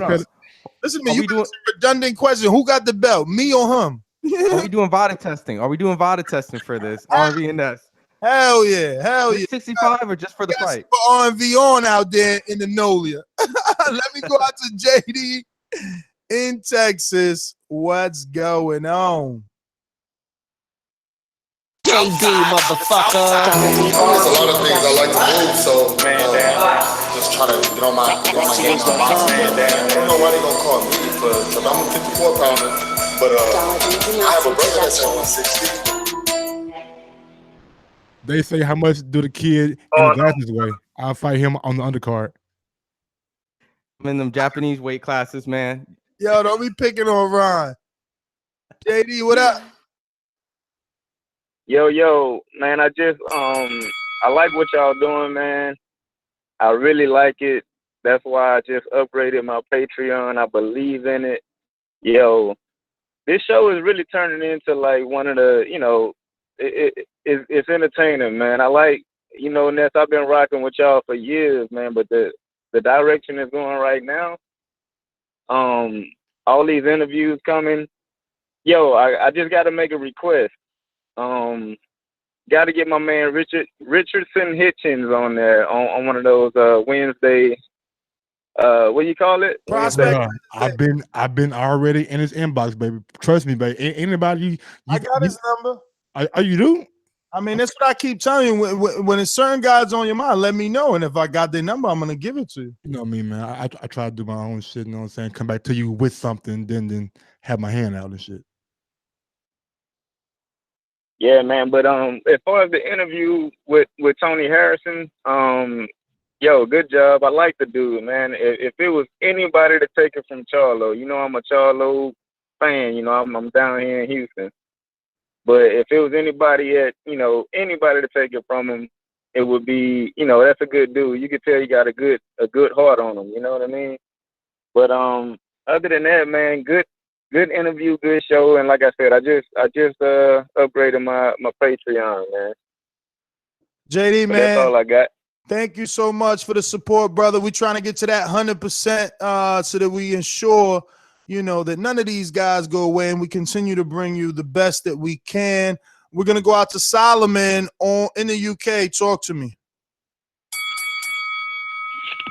Yo, yeah. Got me, yo. We got you. All right. Hey, bro. That's Patreon now, you know. Work on. What? I'm on the Patreon, man. When's on the Patreon? Oh man, appreciate it, bro. Thanks for signing up. What? So you're solo. You just didn't put Solomon. You're solo. Yeah, man. You man fucking Ted Cheeseman. Yo,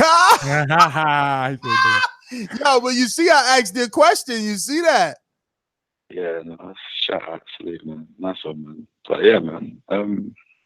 I ain't even got much to say about it. Hey man, Ted Cheeseman, I gotta get past Fowler first. Don't worry about that, man. Cheeseman's an animal, bro. Oh my God, man, Fowler an animal, bro. That motherfucker can crack now. Is that fight signed or no? It's supposed to happen next year, Eddie said. If both fighters win. Oh, he gonna avoid Fowler then. Probably, yeah. If he's smart, he would. Let's go with Charlo's, man. How you meant that for? You meant was a lion. You got a bad connection, Solomon. What'd you say about Charlo? What you meant was a lion. Oh, you thought he was a lion? I mean, what? Yeah. He didn't fight like one? I don't know, man. I'd rather talk about Dillian White. What are you saying, man? I mean, I don't know. You got a minute. I guess you could talk about Dillian White. No, man. I'll leave it till next time, innit, man? Shout out, man. Good show, man. Nice interviews, and I ain't trying to fuck your shit up, man. Sweet you, man, too, yeah. Silly. All right, Solomon, you're the man. Thank you for calling in, brother. We're going out to Gary in Texas. Talk to me. Yo, what's going on, TBV? What up? First, I want to give big ups to Tony Harrison. I think I'm one of the guys who think he lost damn near every round, but he's handled himself like a champion. He'll fight anybody. He didn't duck and dodge, didn't run into hiding like Tim Bradley after he got a gift decision. He's out there doing interviews, and he's handled himself like a champion, even though I thought he lost every round. So big up to Tony Harrison. In the NFL draft, they called the guy who's drafted the last pick of the entire draft Mr. Irrelevant. But that's not Mr. Irrelevant anymore. The new Mr. Irrelevant is Keith Thurman. This guy hasn't fought in 2 years. And now he's fighting Josecito Lopez, and he's saying Terrence Crawford's not a real champion. And he doesn't have any respect for Terrence Crawford. Well, then why would you fight him then? Why do you need a year of tune-ups to fight someone you don't have any respect for? And this whole thing that Keith Thurman has the best resume at 147 is a ridiculous joke. He clearly doesn't have the best resume at 147. So we can put that narrative to bed right now. But say, like, Keith Thurman... So wait a minute. No one's going to test you, so I guess I have to. So by you saying he doesn't have the best resume means you don't have to prove it. You just say it and it's law? Okay, give me his three best wins. I don't got to do shit. I don't got to do shit. You called in here saying he ain't got the best resume. Prove that he doesn't then. Right, to say, okay, Manny Pacquiao does. That was a stupid question. Easy, not even close. It's ridiculous. Don't nobody even count Pacquiao, man. Don't nobody even no real boxing fan counts Pacquiao. No real boxing fan counts Manny Pacquiao, but you're all gonna buy his fight. So that's silly, right? So obviously Pacquiao has a better resume than Thurman. And no one, yo, doggy, that's like counting Mayweather. Come on, you bugging right now. Get out of here, man. No, it's but not go like ahead. counting Mayweather. All right, well, I won't even interrupt you no more. Do your thing. See, this is what I'm saying. This is right. This is what Ness does, right? He takes my money every month, and I'm glad to give it to him. And then when he calls me up, he calls me out. And when he's wrong, he ignores me. Who does that? Keith, how am I wrong? Listen, Look, I called you Keith. How am I wrong? How am I wrong? Because Manny Pacquiao fights at 147. He's a current champion. No one ranks him. No one ranks him. Look, we know Manny Pacquiao has an amazing resume, but we're talking about the four champions amongst the four champions. It doesn't even have to do with the four champions. Like, he's talking about Manny Pacquiao. Like, this dude's got no respect for the game. He's talking about the little champ. Remember, Keith's the real WBA champ. Pacquiao was walking around with the fake belt. Fuck out of here. Fake belt he got. Keith Thurman, okay, real quick. Who did Keith Thurman beat to get the WBA belt? Brother, Mayweather ducked him. Mayweather ducked him, and he was elevated. Learn something, chump. Learn something. Let me see. We going to Rhythm and Violence back on the Boomerang on Skype.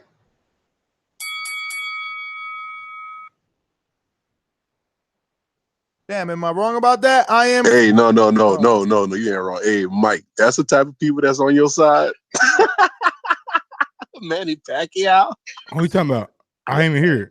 That's how he tried to discredit Thurman. If you're a Crawford lover and that's hold on. Didn't Thurman say he won't Manny Pacquiao? Bro, I just can't believe that how people. But didn't Thurman say he won't Manny Pacquiao? Probably the best fighter. The same Manny Pacquiao who struggled against Jeff Horn. Wait. So the same Jeff Horn who Terrence Crawford had a field day with. Oh my God! An easy fight.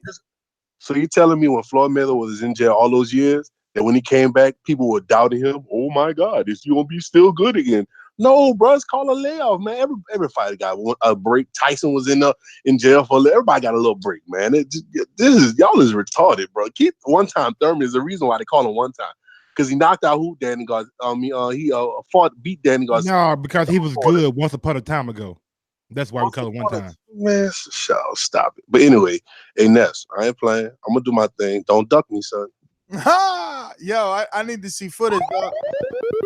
I ain't fighting no more people blindly. Last time that happened, I was in the ring with a 24-year-old that, and he had a grudge, bro. He was trying to take it out on me, man. He suffered some shit in his life, and it was take it out on Ness. I'm like, damn, that was a tough ass fight. So we're gonna have to see some footage, yo. I ain't fighting no big babies out here, no big babies.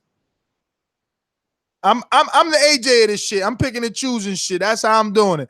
Mike over there talking because he ain't got no record. He 0-0-0. 0-0. Undefeated in the goddamn streets. You know what I'm saying? Javier, let Mike know when you ready.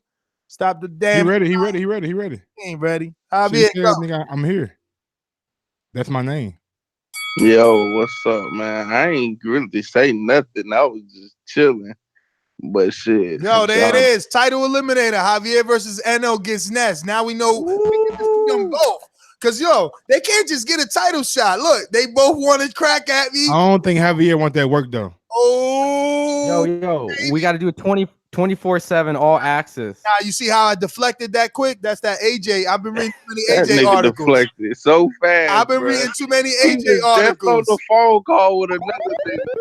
You want a homecoming? Title eliminator, nigga. What? Yeah, that's what's a homecoming fight. Yeah, that's what a homecoming fight. I gotta go in blind because this nigga don't want to go in blind. Yeah, that's crazy. East side stuff, man. You got to work your way up, man. He gonna get in there. Fuck Javier ass up 1-2. Javier done. Right, he done. Hey, Mike, remember that. I'm gonna roll your punk ass right in the street. Keep talking to me. That's fucked up, Javier. I thought we were boys, nigga. I ain't tell you fight that nigga. I ain't tell you to fucking get in a ring with him. As a matter of fact, I'm trying to advise you right now. He from New Orleans, homie. Why you just being an interviewer, man? He's just asking the right question. They fight down there, they fight for fun, and they kill for sport. God damn it. Hey, man. All I'm saying, I ain't even no boxer, man. But I'll beat Ness ass. So you don't want rhythm and violence. You don't want to prove that nigga. He heard that last name, rhythm and violence. That's the boogeyman. Now we know who the boogeyman in the division is. Ness, bring him on, man. I know he's still there. Nah. He don't want to prove. He don't want to prove that he deserves a shot at Ness. You know what I gotta prove it for, bro? We don't. He just said he was boogeyman. We don't know you. Yeah, we need more people. Nigga, the last thing we trusted you on, we went to a shit ass restaurant. Not only we that, ain't trusting you again. Listen, that's how I put myself in jeopardy in the past. I got dozens of footage on me on Patreon. Ain't nothing to you. AJ, I don't want to hear this shit. We ain't never seen you. AJ, quit throwing everybody else in the way. I don't want to fight Dillian White, nigga. I don't want to fight all these other niggas. I want AJ. You ain't got no shot at AJ, bro. You just a dude from Bama, Javier. Exactly. I don't matter, right? I'm a bum. So you're a dude from Bama. Yo, you gonna have to motherfucking fight somebody to be known, B. That's crazy shit. Let me be the what's that nigga AJ fought? Let me be Charles Martin. Shit, I'm Charles Martin. Yo, but I ain't gonna get a belt though. You gonna have to go step in. Someone's gonna have to get hurt. You gotta go kick Ness in the knee or something. All right, I'm gonna hurt me a nigga who finna fight Ness, and I'm gonna step in. I'm gonna clip that nigga knee. Don't worry about it. Yo, anybody want a shot at me? Got to go through Doomy first. That's fucked up. That's fucked up. This dude, that's just Doomy everybody. Been on the show in 6 months, and we talking y'all don't want to see Doomy. You don't want to see Doomy. Doomy versus Javi, man. I feel Doomy hands one day. On that. Man, Doomy had a handshake, bro. That nigga hand feel like bricks, bro. Like, god damn, what you do for a living, homie? That nigga hands heavier than a motherfucker. Let me go to John in Louisiana. What's going on, my friend? Yeah, I like Tony Harrison's confidence, so I need him to fight Charlo again and leave, no doubt. And I'm seems like ever since Floyd developed his style, So hitting and not getting hit, everybody wants to try to fight like that, but not everybody can fight that way. And when it's not working, you just got to dive in here first and go for what you know. But not too many people seem to want to do that and just throw their hands and risk getting hit. All this, I seen the video y'all posted with Terrence Crawford and Earl Spence was confronting each other. They're going to do all that talking. I was there trying to fight each other. And no disrespect to Terrence Crawford, but I remember before they said Mama was paying people $10 to fight, and maybe she ought to be a promoter. Maybe she can get him in the ring with some of these top welterweights. And it's, like I said, it's time for all these welterweights to start fighting each other. There's too many in that division. And I know they got Pacquiao and Broner coming up there. I hope Broner takes it seriously because he could put himself back in the conversation and start getting fights with some of those top guys like Thurman or Crawford if he does good against Pacquiao. And y'all talking about border wars, and I'm glad y'all still doing them because I was going to the gym about finna lose weight.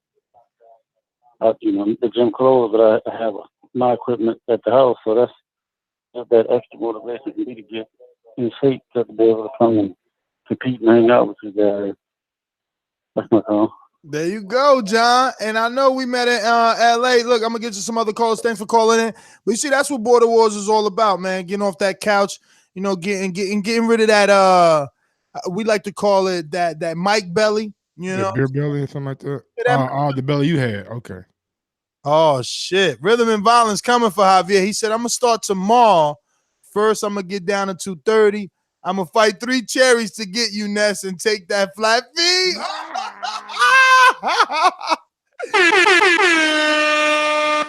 Yo, let me tell you. No more ducking. No more dodging.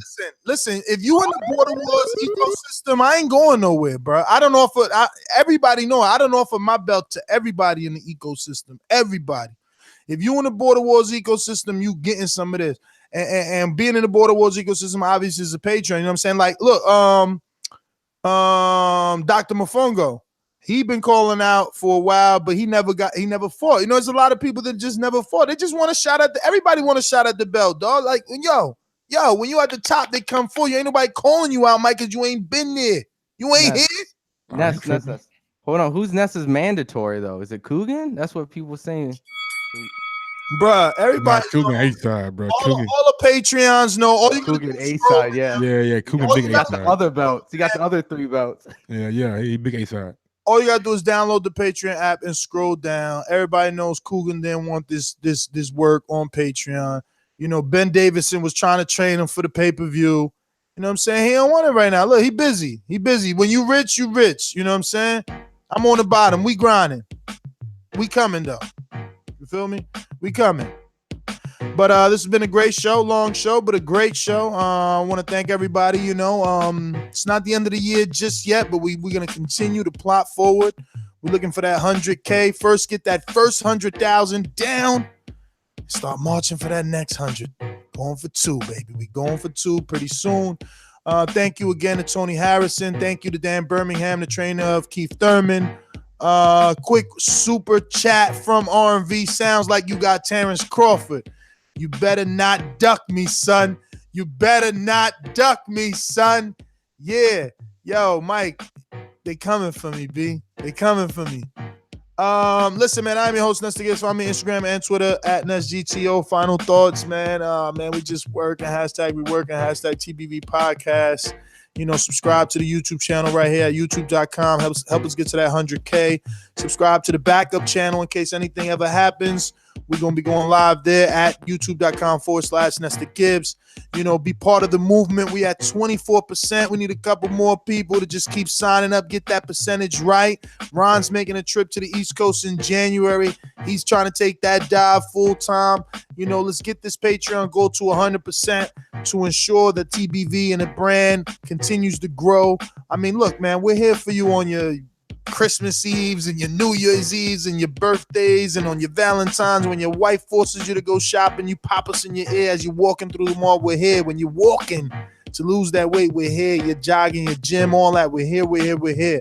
Drop us a 5-star review on iTunes. It helps with the visibility of the show. It ensures that we continue to get these big name guests on here to bring you a higher quality show. Continuing to separate ourselves and compete with ourselves, because it was Mike. He started this fire, so I had to bring it right back at him. Now look at him. Mike, where you work at? Where your skills at, B? I'm knocking him out the park. Every time Mike wake up, he's a new one interviewed. You know what I'm saying? I told him to wake up a beast. That's good though. That's always good. I would expect you to have more contacts than a guy who's just been like 6 months off the couch. Oh man, Mike took it personal. Bat. You know what I'm talking about? I need a crybaby soundbite. Wah.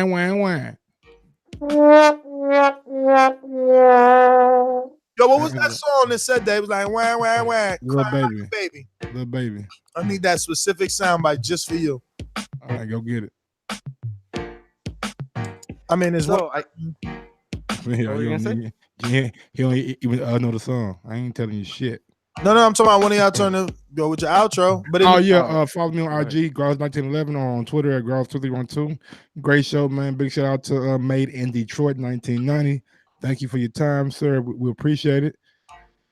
You showed you showed that you really are a people's champ. You answered every question tonight. You didn't flinch or dodge any question. So big ups to that, and even big ups to Keith Thurman's trainer. His name slipped my mind right now. I'm sorry. Dan Birmingham for being on the show. A hater, man. I'm not trying to be a hater. I'm just being real. How can we believe that? You forget the trainer's name of the fighter you hate, and you're afraid your fighter ever fights. And I said Keith Thurman's trainer, so I did acknowledge Mr. Birmingham. No disrespect, Mr. Birmingham. Don't let Ness try to drive a wedge in between our friendly rivalry, because we all know that if Keith Thurman and Crawford fights, then Crawford's going to win. But thank you for being on the show. We appreciate your time, and hopefully we can get down in that count one day, and maybe we can debate some more about who's the best at 147. Ron G. Yep. And then my final thoughts, appreciate all the guests on the show as well, everyone in the chat who tuned in, everyone who will be listening in the near future. Just had a little funny story that I didn't get to finish.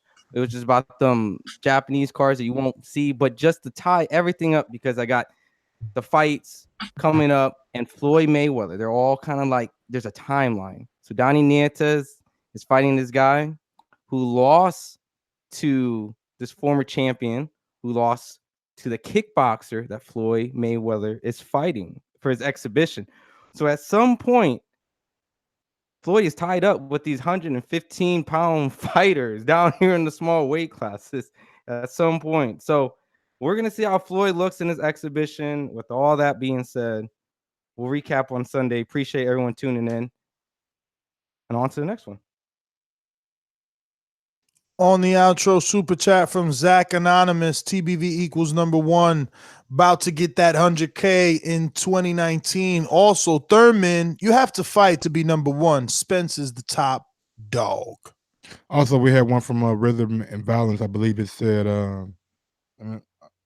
I normally don't, some shit like that. Okay, here we go.